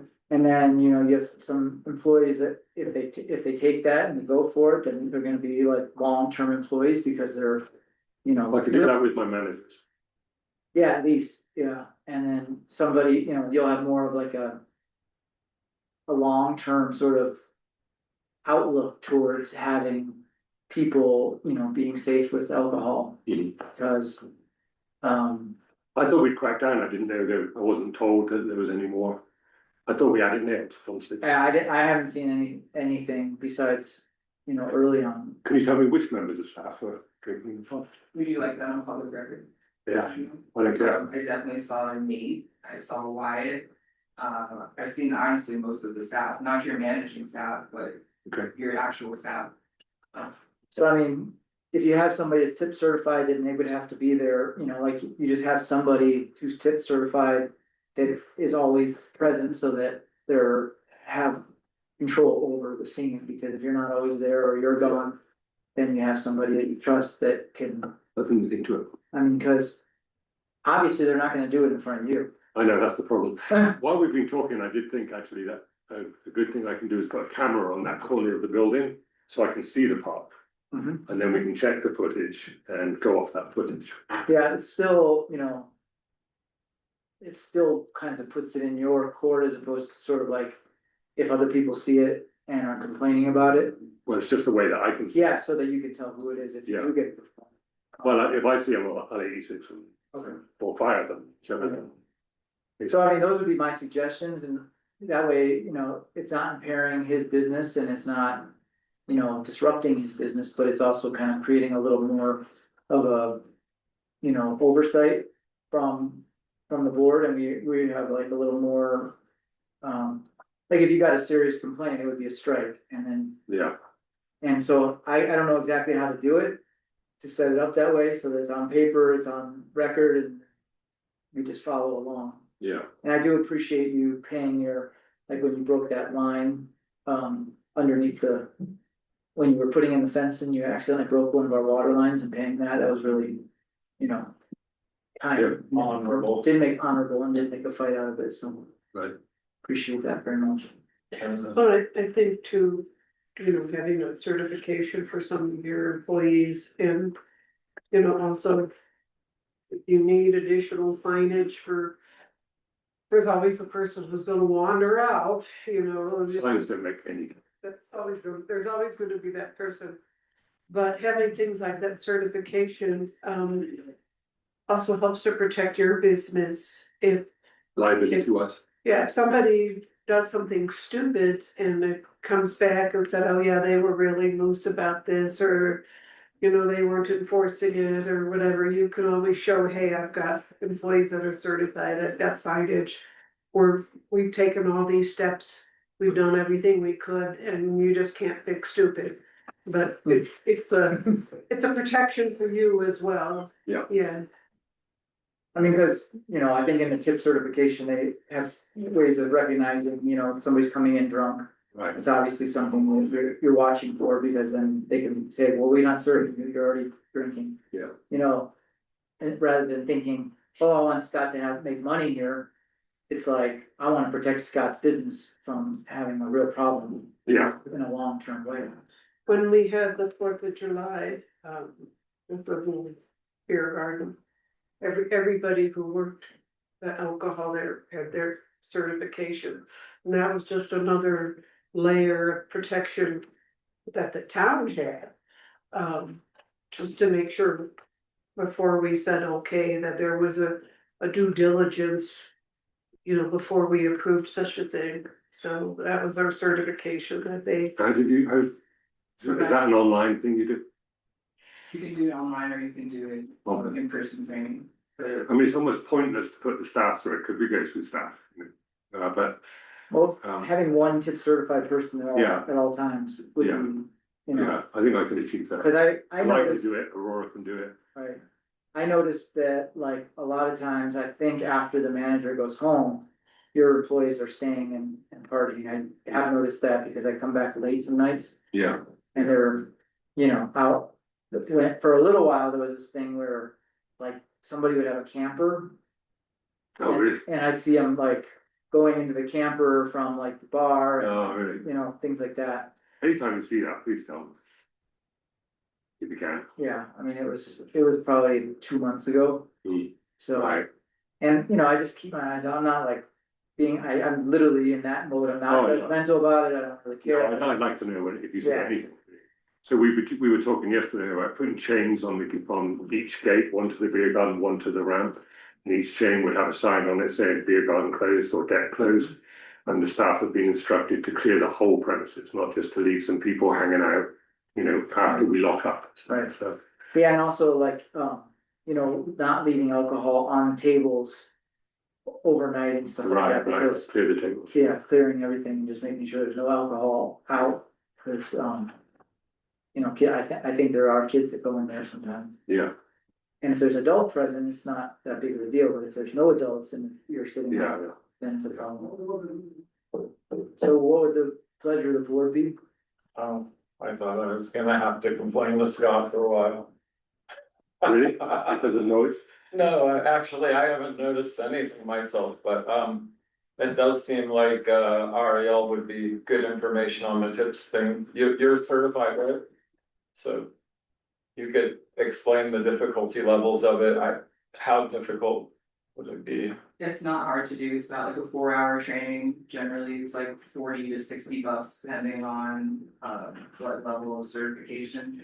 And you wanna do the tips on premises specifically, look for that online. What do you mean the tips on the They have on premises or off premises, they have different tip certifications depending on what type of alcohol license or liquor license you have. So you're serving things on premises, so you want that. Off premises would be like if you were working at like a baseball game, Okay, something like that. all right. Okay. One thing too would be like, when you do hire somebody new, you could recommend that they do that certification and say, you know, like that would, Right, as a hiring incentive. as a hiring incentive. Hmm. I mean, I think more people that are certified, the better, really. Than just, I'm not serving alcohol, but my shop, I had a real problem with discipline. Well, hanging out on the front bench for years and years and smoking and scaring my good customers away, and they'd be drinking sometimes and smoking weed and just on the front bench in front of my front door, and Right, it just took me the longest time to get them. it's hard to clear. Get them the hell out of there and realize I'm running a business and, you know, that. And but I would have to say my business is better for it, it really sucked, the process of figuring out how to do the discipline without seeming like the mean guy or whatever, like. It just seems like a waste of breath, you know? Yeah. I tell people like Yeah, continuously. yeah, Customers, staff, everything. I mean, Yeah. I'm on their case. yeah. And Well, it sounds- apparently it's not working. because- I definitely don't envy your situation, but it sounds like you'd like to be informed immediately when things happen. Yeah. And we haven't been doing that. If we can do it, we could do that. Excuse me, yes, yeah, all the rules and regulations and agreements don't work unless there is policing of. And some proactive involvement to find these things and deal with them immediately. I don't think you can rely on Ariel or any member of the town board to be that person. Oh, no, I'm just saying incidentally. I'm not asking for any, you know, I'm just saying if you see it, let me know. in person there. So what I'm getting at is, possibly a series of cameras that you'd be able to review nightly, daily, morning after, whatever, and then take your own immediate action after that.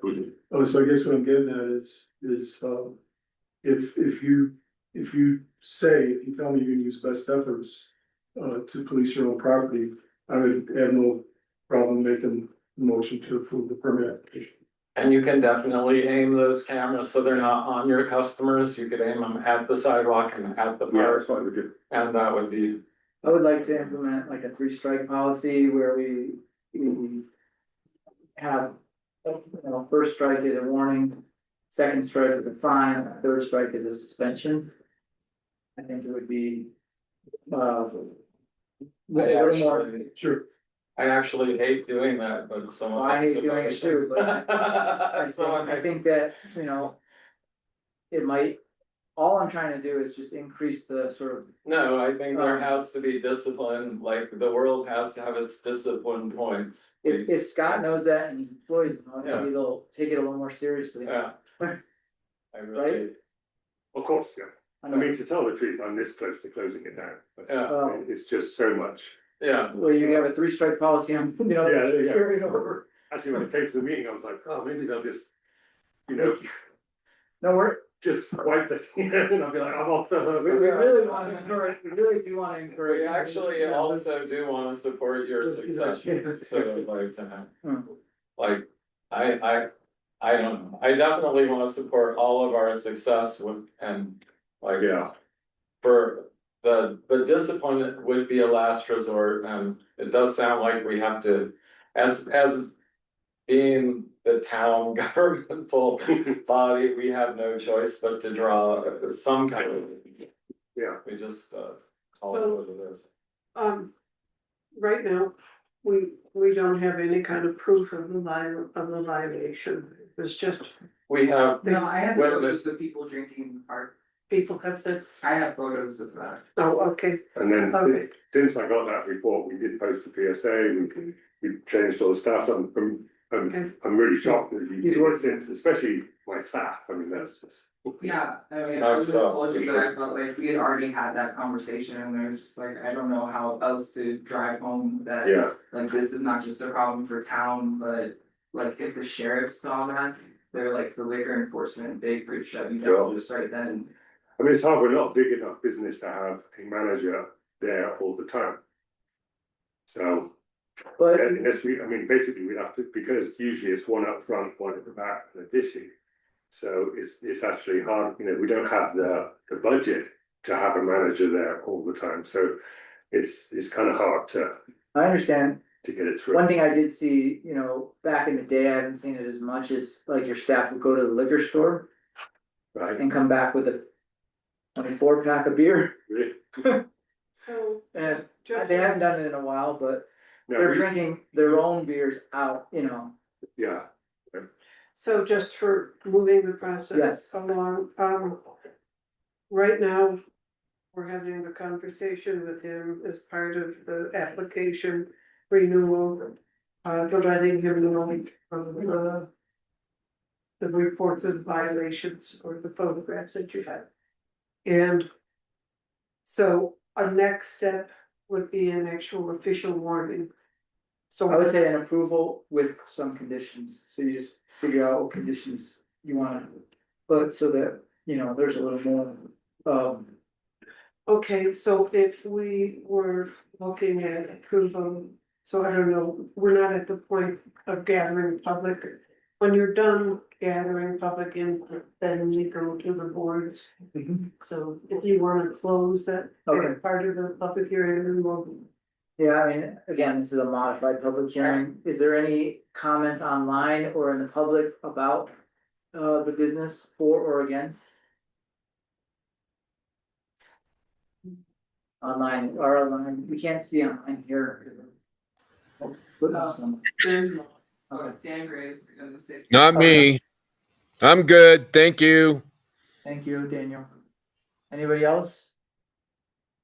Okay, now I would put it back onto the quasi judicial board Yeah. to make a decision. Yeah, I would have a tiny bit more to add to discussion if it's okay. Okay, you wanna make a motion and then? Well, we have a motion on the Oh, table do we? right now from trustee Paulson. It was a motion to approve the permit with a 3-strike policy. This was added by you, where the first is a warning, second is a fine, and third is a suspension of their license, and there was no second. Okay, is there a second? I'll second it. Okay, now discussion. I'm wondering, I feel like we're gonna know pretty quickly whether this goes forwards or backwards. So maybe we could have a time condition on the 3 strikes or something like that. It's like 3 strikes in 5 years or something like that. I don't know, maybe I'm being too lenient. Well, it's a year long. A year between renewals. So we'll know pretty quickly, like I would imagine. It will either be disciplined or we'll have a strike every year is where I'm kind of going in my head. So like, if there's no discipline, we'll know it next year and the year following. And but just to make sure that we're also letting the business owner know that, you know, it's not 3 strikes in 10 years, something like that. Yeah, I would That is not making sense to my brain. So do you wanna just say 1 year or 3 months or? 3 strikes in 5 years or something like that. Cause it will be 1 strike per year, correct? Or it will be, how, like, are these strikes gonna come up right when the renewal comes up every year? Is that? I'd say it's like, we renew based on, you know, like, if he's gotten 3 strikes and he's gotten a suspension, then next year that would come forth as in the renewal. So the strikes could come up at any time. Yeah. So, yeah, in my head, I was framing it as the strikes would come up when the renewal came up, so, No, that would make sense though, because then there's no consequences to. right, so, so 3 strikes. I guess I can think of a better solution, I just don't. I was just thinking of a way to frame it that would also make it clear that, you know, like, you know. So you can frame it the way you feel you wanna frame it, we'll agree or disagree. Yeah, So. Couple of suggestions. One would be that as part of this hearing, that it's noted that these complaints were made. That there was photographic proof and that business owner was made aware of the situation. And the business owner has agreed to do employee training. With all of the staff.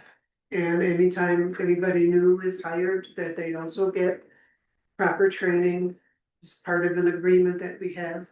And then I would also like to see that, you know, and we made the suggestion of additional signage. To make customers well aware where they're supposed to do. And then I would say that you have a minimum 2 employees take the HIP certification training within 6 months. And I would say a failure to not have 2 employees trained would constitute a warning at that point. And that's just to show that you're being responsive and you know the direction you need to head. How does this sound? Sounds good, I would say 3 months though, not 6 months. and if the tips training is 4 hours, then what would be the cost of it? 40, 60. $40 to $60, you might think about investing in that, it's up to you, but it sounds cheap, So, sounds cheap, so, I'd have to pay the employees to do it, but I know, so, oh, you'd have to pay them. of course, if they. so if we're saying like Okay. 2 employees within 3 months, one of the employees should be somebody who's in like a management supervisor position. The person you trust who can then train, Could it be Ian, an employee? right, you and somebody else to take that Cause you training, might learn something that you. I'll do it. yeah. So Yes, how does that sound like is recommendations or conditions on the renewal? I think it's good, I think it's good. Is that fair for you? Yeah. That would be a different motion, it sounds like, or? No, it could be the same motion, it's basically a 3-strike policy, 3 months for training. Or to strike, For Scott. for two people. And are And you saying 2 employees at all times must have tip certification, like what if one That of would his be- employees leave and then it's just him? So, Sure, same. I mean, it still seems a little fair to put a time limit on the strikes, 3 strikes in 3 years, 3 strikes in 5 years, something like that. I mean, that's where my head is, just I would say because, it should be 1 year, every year it gets renewed, every year. so 3 strikes in 1 year. Yeah, That's how liquor licenses work, once a year. That's pretty easy to get through, it sounds. So those conditions were having 2 people that are Have trained to get more on that. within 3 months. And then, Yeah, additional staff training for all the employees. And, appropriate signage that will, signage or remediation efforts. That, whatever. Cameras would be the best. Cameras and also maybe like you said, closing things down. So that people know Off it's the premises. off premises. Yeah, we just had that meeting yesterday to do that. Okay. so the 3 strikes is just between, can we define it as between renewals? Yeah. Yeah, so with those conditions, I would make a motion to. Well, the motion's set, so it would be a amended motion. Okay. Dennis made the motion, Lonnie seconded, Okay. and now it's just amended. Okay, well, whoever made the Do motion. you wanna read it back? you would have to amend your motion if we're all in agreement. She's gonna read it back. Well, Motion to approve the permit with a 3-strike policy, with the first strike is a warning, second is a fine, and third is a suspension of their license within 1 year. 2 people are required to be tips trained within 3 months. As well as additional staff training for all employees and additional signage and remediation efforts, including cameras. And what would be the fine? What would be like a normal fine? Your fee schedule might set a fine already. I don't know what it is offhand. But the normal fine is $2,650 and up to 1 year in prison. That's your standard. That's by the state of Colorado. That's in our municipal code, and it's a fine that a lot of municipalities and jurisdictions use as just like a. I don't want to call it a general fine. But we also don't have a way to jail anyone, so. It's really just $2,650. So, That's a really, that's high. I'm not gonna. So, I made the jail just for you. amend my motion to. As you read it. And then you second that. I second it. part of the discussion. What would trigger that fine?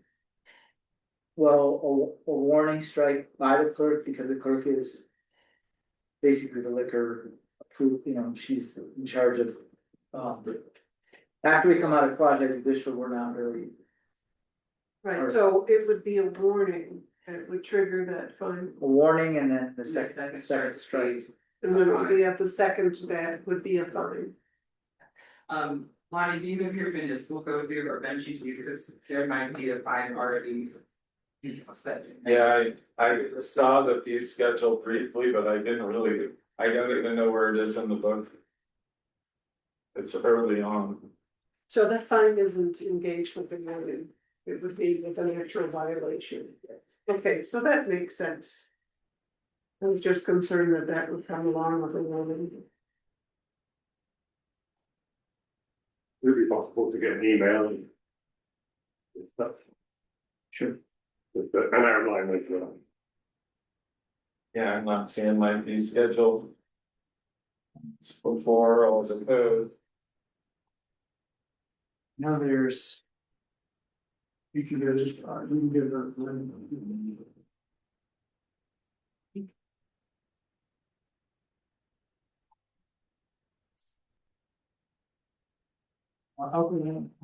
retail license. And, with this.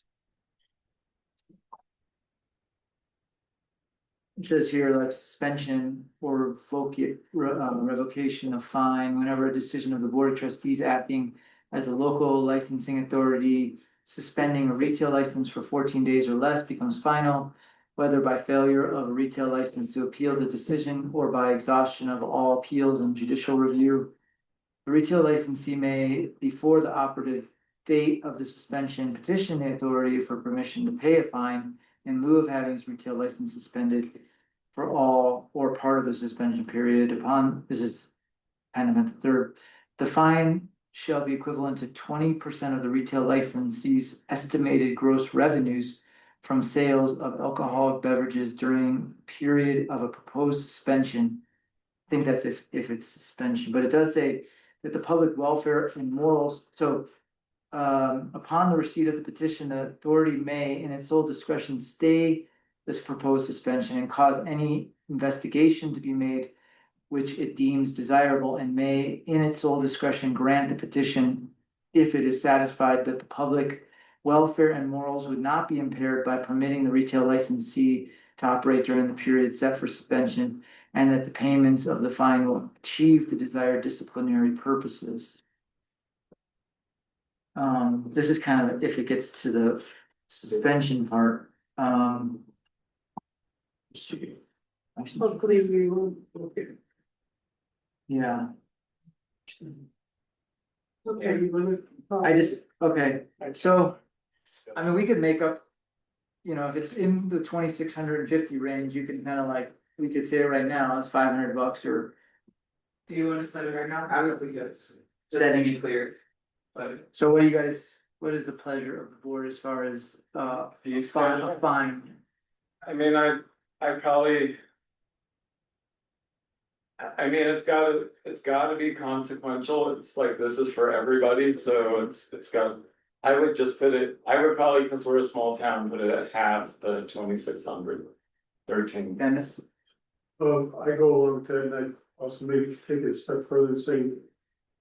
Not all violations may be as severe, and should be looked at in that way, I mean, So discretionary. would be- yeah, some discretion in these, Yeah, but not to exceed, not to exceed something like 13. that. Okay, and for you? 1,200, what is that, 20? 2,600, so 13 would be half. Okay, Not to exceed 1,300. and that's a big one, so. I know that We'll you're. probably close down to this. It's gotta be a tough business to be in. Yeah, I mean, I don't know how you do it, to tell you the truth. Yeah, nor do I. Some Or people- why? No. Well, actually, my motivation for opening was the town needed it.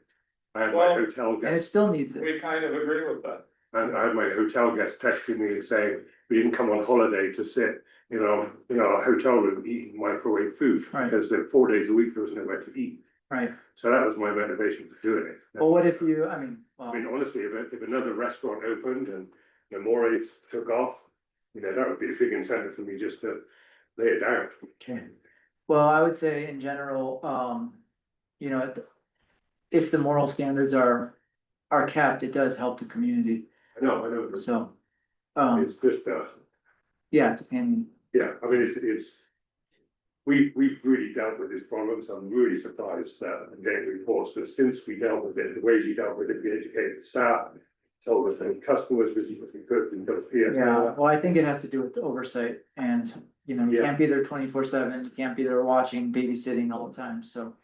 Yeah, so I think cameras is the Yeah. answer, because then we can just skip through the cameras every day. Yeah. Just check Spot that check it, box. yeah. Angela does it. I do it, yeah, I do it, I don't have alcohol. Yeah. Yeah, Okay. We have our. Motion, we have a second, we have a motion in a second. added, so it's amended again, Yes. okay. All in favor? Aye. Aye, Alright. all right, thanks, guys. yeah, thank you, appreciate it, yeah, good luck. And we'll have it, she'll email the motion. All right, thank you. Somebody has. Peace.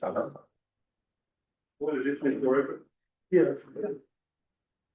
All right, moving along, next, talked about 2:15 being the time for. Executive session. With Brent, I don't know where he is, I told him 2:15, so we have 5 minutes. Do you want So you do planning commission, to do planning commission first, but tell Brent? do you want me to go tell her? Do you want me to go find him? Well- I heard him. I told him 2:15, so if he comes in, we talk about planning commission and we'll just. I just meant, it seemed like we had skipped over, No, I did skip only so that we could like. Get time, but let's go back to planning commission real quick. So, this is getting exciting. I'm excited about it. Because. So, there's real movement now with this land swap idea. Because. Thomas Cleary is the director, originally there was like. Too much vagueness when it came down to like what was being traded for what, who wanted, like, there was very little like. Commitment from both sides saying this is a really good plan. And that was why I kept breaking down, nobody could come up with a really good solid plan, so. If you look at number 5, which is, I think the one that you're looking at, on our, so there's a. There's a bunch of diagrams, but number 5 is really the main diagram that we all in the planning commission felt we made a motion to recommend us take this further. And what it is, the blue is, the town would be town land. Yellow would be town land, kind of, or yellow would be right away. Because what happened was there's a road, a right of way that went through the middle of that yin yang symbol. And there's actually a missing little section above that we talked about. It's just a little piece of land on the narrow part of the town of the it's a narrow part of school land on the southeast corner. You don't see it, but it's basically a little strip that we haven't totally negotiated. That's the only part that has been kind of left out, and part of it was just the program they use couldn't add that in. But the idea is that we would get frontage from Alder Street, so you basically go straight through on Alder, and then it would be, a proposed right of way that would continue out past the Llama private land. And then it would make a hard right turn. Right. And then drop down and hit road T. The section T that we call Birch. So it's like, it comes down, there would be an intersection there. And that would be something for, maybe even future generations, but it could be. Something that we have as proposed right away, because we don't know. There might be a lot of complaints from the people who own that Llama land about having a road going around the backside of their property, but it would be in lieu of. The road that goes through the middle of the charter school land that does absolutely nothing. So why the difference in size between this lower road and the upper? So the upper road here is actually the safe routes to school road, so it's half the size, it's only. It's not a road, it's a. It's an easement. It's the trail, yeah, that we gave an easement to the county. So the easement would probably, we haven't totally figured out that, whether the easement is still town. Or it gets carried over onto the. So I think this is the better of the designs. Yeah. I personally would have liked to have seen this land come across, but I understand the issues over Yeah. this parcel. So I would like to see, if we're gonna have this land, this is a large piece. We already have that.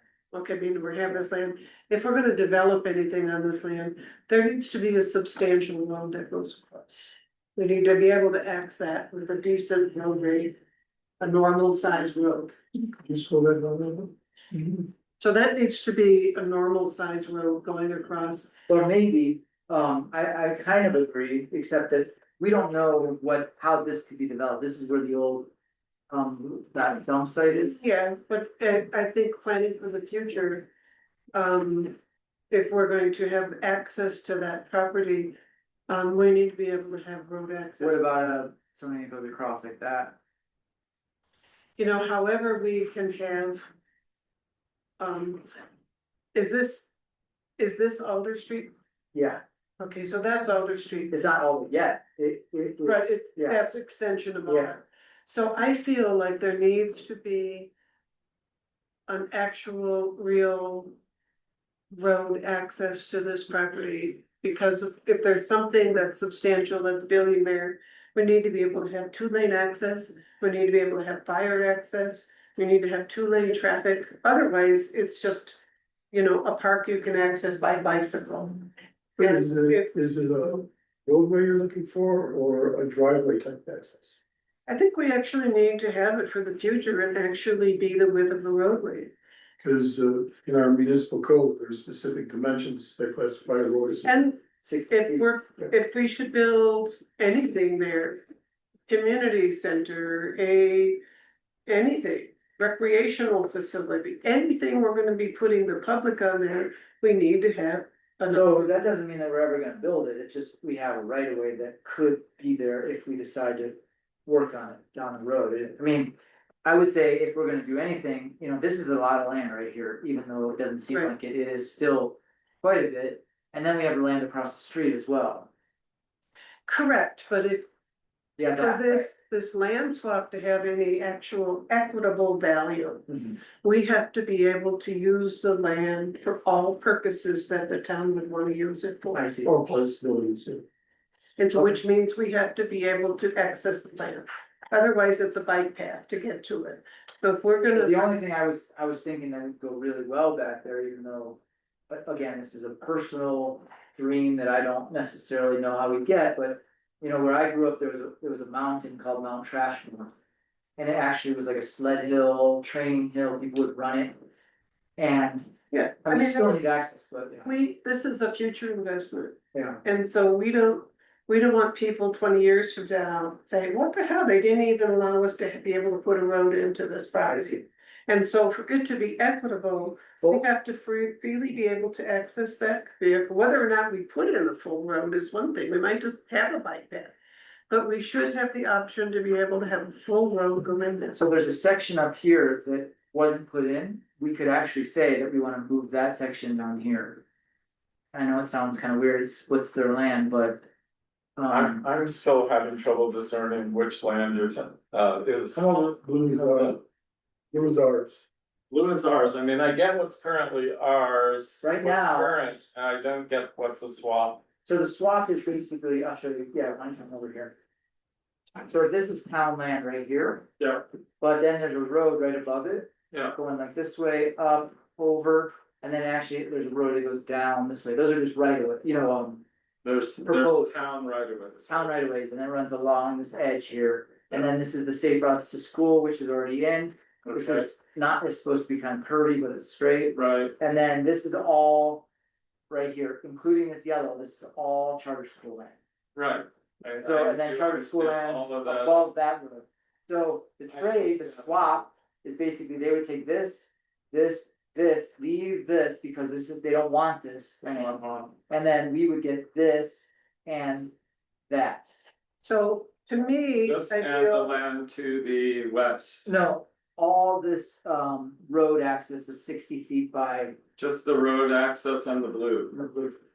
so I feel that the more valuable, important access is this right across the here. Because this would allow us, let's say that we have, I don't know, a library.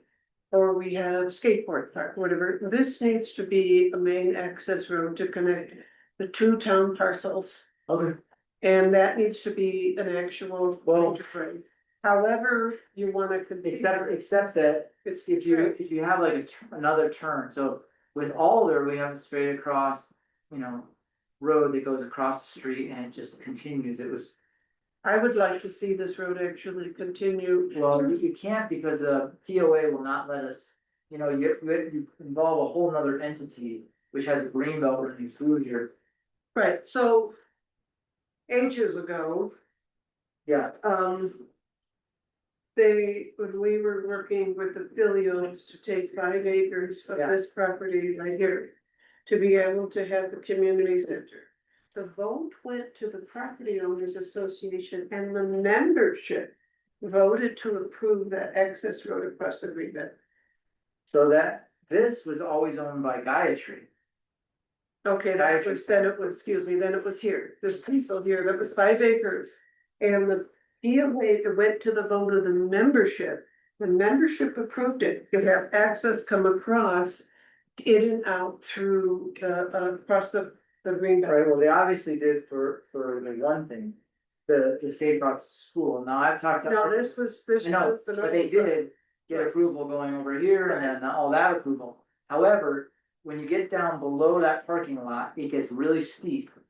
And I've talked to Bert about it, I mean, and he said there's really, if you try to do a road going across, you're gonna run into a serious problem when you hit that other road. Okay, Now, that doesn't mean that you can't hit the parking lot over here and turn that into some kind of intersection. He said that a road kind of overrides the safe routes to school if you get that approved. And you could theoretically change the parking lot.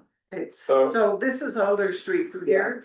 So I'm gonna keep coming back to this, first of all, one or the other of these. If we're gonna make any use of this piece of land, we need to have an actual.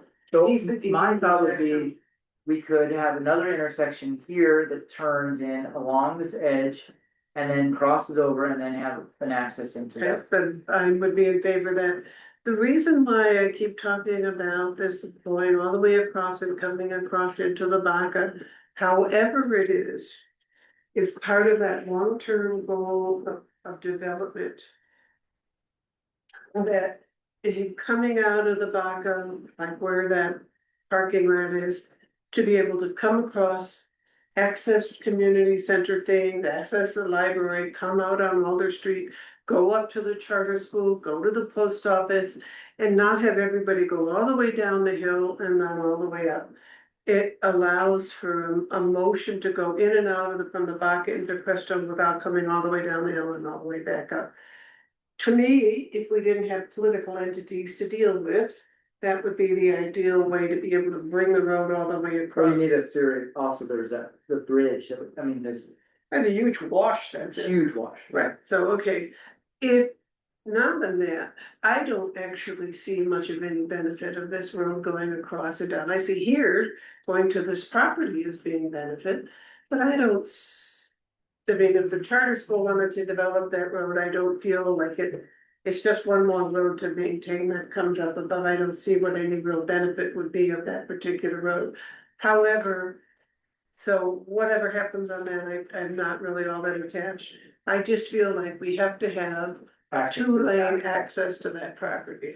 Or 4+2. The purpose of this, though, with the exception of the existing easement that's in there now, is just agree or not agree on the swap. And correct me if I'm wrong, the placement of any other roads there is all still conceptual. Well, this is still conceptual because there's no agreement written up or any IGA, it's kind of a preliminary approval to move forward with this, but. The reason it's coming to the board is specifically because of kids that, like all of us, we approved it we approved to recommend it to the board. But in actuality, the board is the one that makes the decision on how we're gonna do it. Right, but I guess my point is, when we actually get into design and building anything on the property, that's more of an engineering feature than it is for something for us to talk about here and now.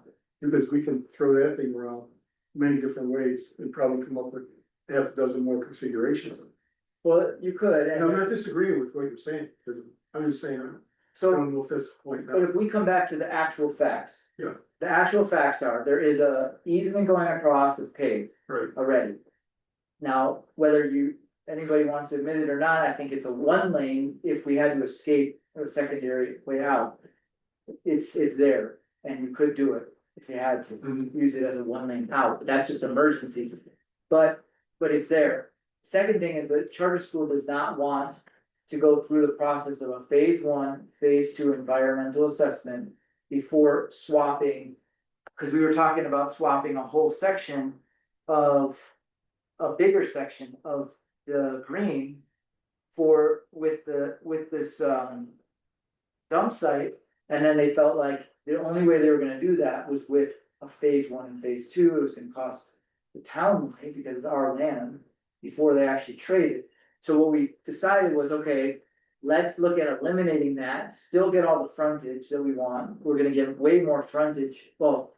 Significantly more frontage, and it matches our other land across the street. And we take out a useless road, which basically was this weird angle right through. And put in a semi-useful road that's more useful than it was before. That doesn't mean it can't be adjusted. We did talk about, there's this one more section that's up here that they didn't account for. It could be placed somewhere in here that would make it be, more useful, and it could be, you know, an L or something, or it could go across like that and then have access, like a access into that property, or it could be across, you know, here. Well, if we had access that would come from here and then had an access that went up to here. I really feel like we need to have a major access into this parcel of property. When we were doing the whole process of taking this filio land, 40 acres, dividing 40 acres, taking and trying to do 10 acres for charter school and 10 acres for the town. We looked at all kinds of different configurations, and one of when we looked at this parcel, there was two park places that were suitable for a large facility building. One of them is where the charter school is, the other one is where this blue dot is, so the only two parcels where it's relatively free of trees and flat enough that you could have a facility. And many of us on the town council wanted to see that parcel divided on an east-west access, with the charter school taking the southern end and the town taking the northern end, and have the town's frontage all be on Line Street. And then have an access road over to the charter school. That didn't happen because of the money concern over water and sewer and utilities. That was way too much money. So the last minute, 11th hour decision was to make this weird yin yang symbol of the dividing, so that both parties got 10 acres, and that was nobody's favor. But it was the only way that you could divide the property to where the charter school had a large buildable lot, and the town could have a large buildable lot. So you're saying, you know, Right, so no, that this is still an area, old landfill that, you know, we don't know what you can really do on it and how you could do it without going through. correct. And so when I look at this, then, to me, I have to say, it looks like we're getting the shorter end of the deal. Because we are getting this piece of land, which the landfill, who knows if we'll ever be able to do much of it. And what we're getting is this parcel. So I would like to see us get a little bit more of the land. And part of the reason too, I say this, I know you guys have been working on it, but you brought it to the board, so you get to hear what I have to say. What the hell is the town gonna use this sort of land for? It's zoned community services. So I hear this, well, the town's gonna get this, the town's gonna get that. The town of 150 people doesn't need any of this. What the town is gonna do with this property is going to be having facilities, recreation, who knows, whatever else. It's a benefit to the entire greater community. Right now, we're 10% of the population. However this shakes loose, that property is gonna benefit 90% of the population that doesn't live in the town of Crestone. So when it's all the town's gonna get, no, the greater community is going to get. And I'd like to change the dialogue on this. This is something that's gonna benefit Crestone Baca, with an emphasis on the Baca. Because we truthfully don't need any of this stuff.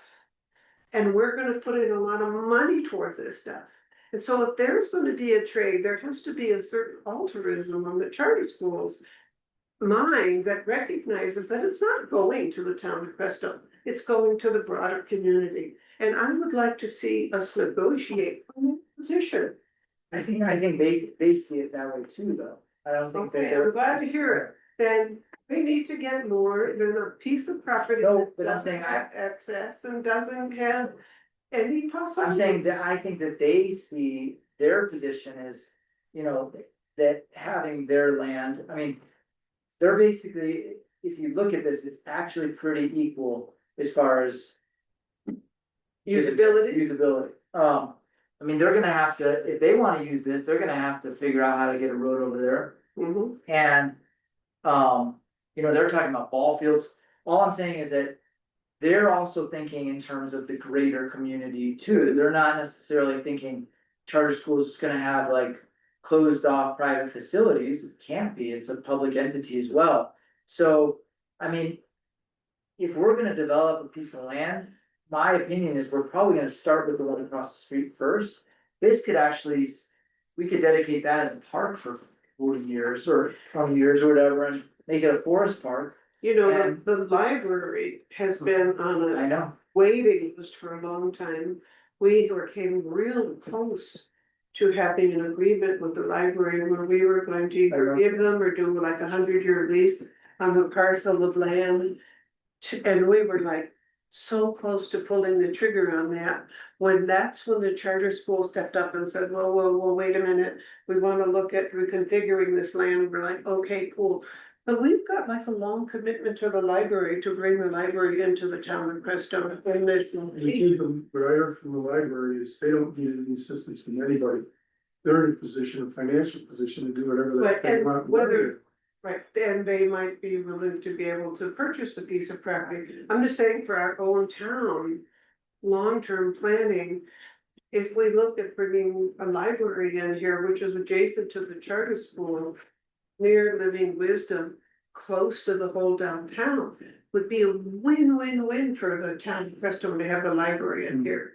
So if we're looking at that, we've pretty much used up most of the land that we have right here for the library. Yeah, but it would be that way no matter what, if we had this one or this one. I just, Right. this one's. Right. Tends to be a better location on the map. I don't know how, Right. you know, on the ground, how much moving and stuff you have to Yeah, do. well, it's nice for people able to bike and Yeah, walk. the other thing is, you have, a group and they really wanna talk to me and I keep telling them that they really need to become like a public entity, a recreational district or something. Mhm. But they really wanna do some kind of community center. And they're gonna ask us for a donation of land. Well, I don't think we should donate land, but I think that we could look at the 100-year lease type thing. For specific piece, and then they're gonna need access, so they're gonna be, you know, there's a possibility that if we decided to put there, like a road going across, maybe the charter school gives a piece and then we give a little piece or something like that. So that it's equal, or they have a lease and we have a lease and then it's set for 100 years. And then we could even have a library, well, you know, I'm just saying that. I like your idea of an access road to back here, I'm not Yeah. denying that. Okay. I feel like we just need to kind of keep negotiating until we get it right. I agree. There is one section of road up here that needs to be accounted for, so it could be put somewhere. I even told him, I said, this should become like a no man's land in here. Because we do need to be able to access in here, so So if the idea of a road came up here and then came up to do this Yeah. part, so then that would not impact this trails and it would not impact those trails, but Right. it would give the access to this piece of property. And to me, I think that could be a good workable solution. And then if this piece of property that comes over to the access road could be part. either or utilized by the town, could be part of the deal for the town.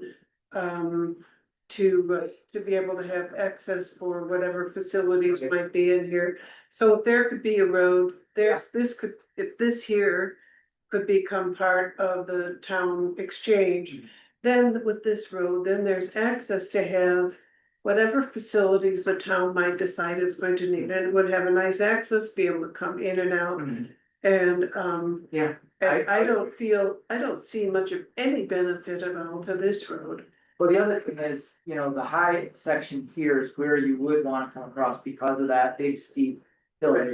You know, when you're connecting hills, it gets really complex.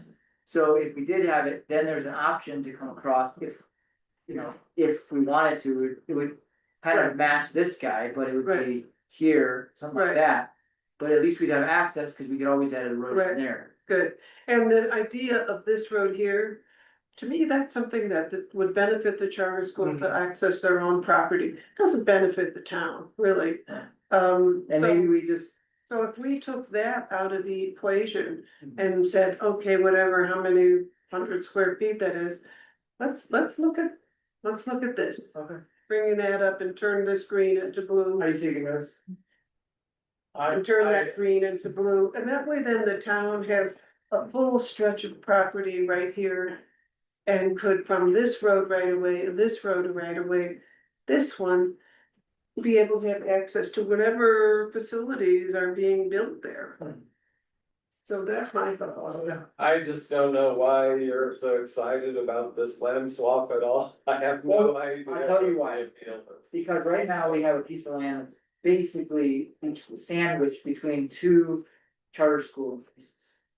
I mean, Right, and it's a small piece in the front and a big piece in the back. You but know, then you got a doubly sandwich. not necessarily, because now we have the whole, so we have a piece of property directly across the street, 9 lots, that make a big L. Yeah. And then directly across the street, we would have land. So you'd have two pieces like side by side, directly across the street from each other. And then the road for Alder has the potential to continue. So I'm also really excited about this. Yeah, I mean, I really am. I mean, I could come to understand why you're excited about it, I'm just not. Well, you weren't necessarily part of the very first purchase we made. So if you walked out there and you actually see what we own. You'll see kind of how There's a new purchase that you've made, or there was a purchase a couple years ago. a couple years ago, yeah. And I can show you on this map. See. I would, to be informed, to be helpful Yeah, at all. come over here. I cannot be, not helpful. No, I think have it's no that's what- understanding of So what's- it's a north line, North line, north of line, north of line. So we own lot 6, we own this, and we own half of this lot. And then this is the land that we own 30. So this is all. So right now we own this piece here, on this street. Okay, so the town's got the any corner of the charter school, is that what you know? We own, okay, so you go down Alder, and you make a turn going up the road. We own this piece here. Let's see. There's my place, okay, so this, So you go up, up to Silver, and then you go up to, or sorry, up Silver to Alder over, and then this takes you up to the charter school. We own this corner and 3 lots here. I'm turned around, okay, I see, And then this is all charter school land right here, yeah, all this, yeah, this is town land and this is charter school. yeah.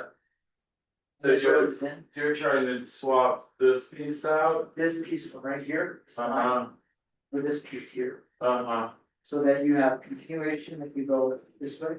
Wait a minute, see it. I'm seeing that where's the train? Okay, this is where the train. So the train.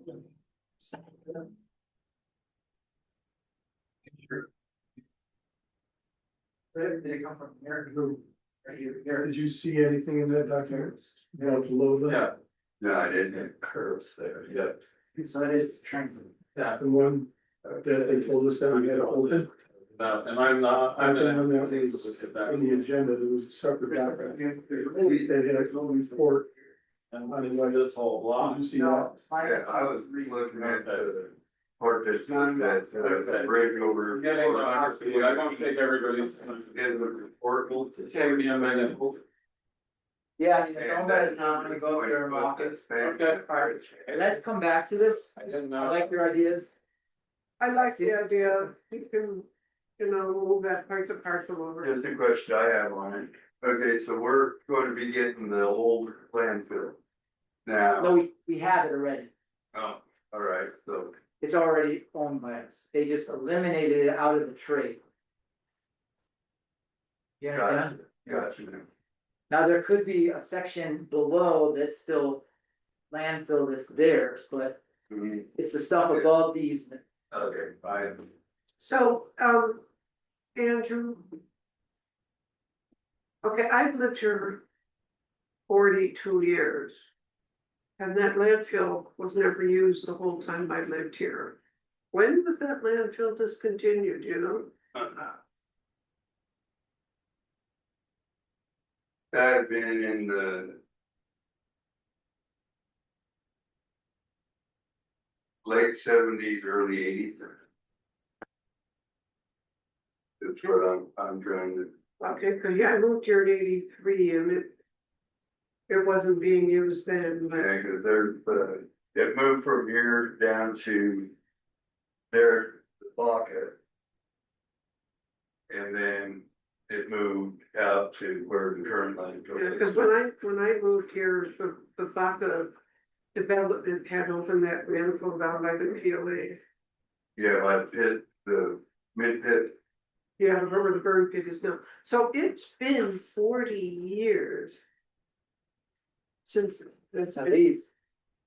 45 years. yeah, I just don't wanna get in trouble trading something, and then all of a sudden the EPA says, you cleaned it Well, up. that's what they're thinking. They don't want our land that's already ours, that is, you know, Right, and they said, well, we could do this, but we're not doing it without a phase 1 and phase 2 right, environmental assessment.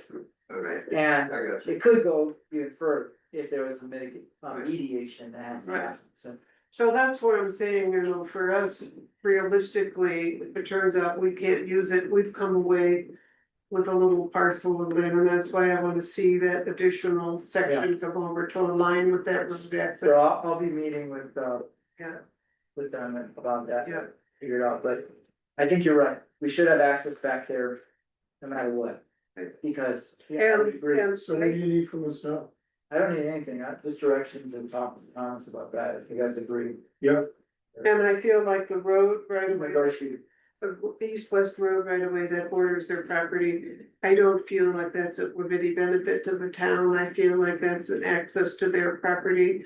I don't think it gives us significant access into the town to make it worthwhile being part of the trade. but you know, and this is my personal thing. Having the charter school advance and improve their property does reflect on the community. Now, I can't really put a dollar amount on that, but it does enhance everything we do, our neighbors do to us, we do to them. Either takes away or enhances the Well, right. value of everything. Right now, we just kind of have this thing where we just have kind of land that is just not really ever gonna be developed because it doesn't really fit, you know? And I'm just trying to make it a little bit easier. I think that's the whole point of this, for anybody to be able to do things. But I really don't feel like that road should be developed. Going up to from, okay. I don't. Well, we feel- can deal with that later. Yeah, I have don't it feel written like- into the contract and development can come on later. Right. You have a lot more commitments for roads like cemetery before it. Right. could be Anyway, 20 yeah. years down the road, Totally. just as long as it's written. And you could actually do a piece of it to get access in there, but you know, have it going to some little parking lot and whatever building you have back there, but. Yeah, but this road here, I don't think it should be. Okay, well, I'll talk to them about that. There's no need for the town to have that, and it would create a real traffic boondoggle, and people would be going up there for what purpose, Okay. you know? I think it's gonna be harder in the long run to get it going across, but we can, if we can get like a POA to, I mean, it's gonna be a bridge. I think for a long-term solution, and especially as the Baca is growing, I think the crossing over the green belt to go. Some big culverts going across to be able to go onto Camino Vaca Grande. I mean, the old railroad went across here. Yeah, well, went across the other. Yeah, Okay, okay, I will, maybe I'll okay. sit down with you in private, we can draw up more stuff. Let's go into, I make a motion, we go into executive session for the purposes of discussion, for the discussion of a personnel matter under CRS section 24-402-2F and not involving any specific employees who requested discussion of the matter in open session, any member of this body or any elected official, the appointment of any person to fill an office of this body or an elected official, or personnel policies that do not require the discussion of matters personal to particular employees. And for further,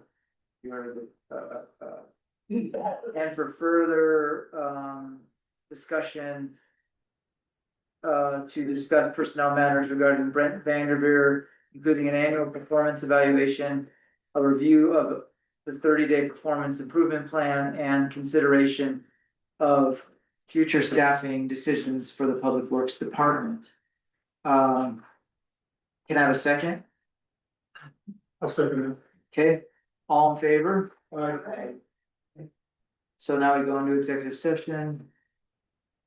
We're close to this. We go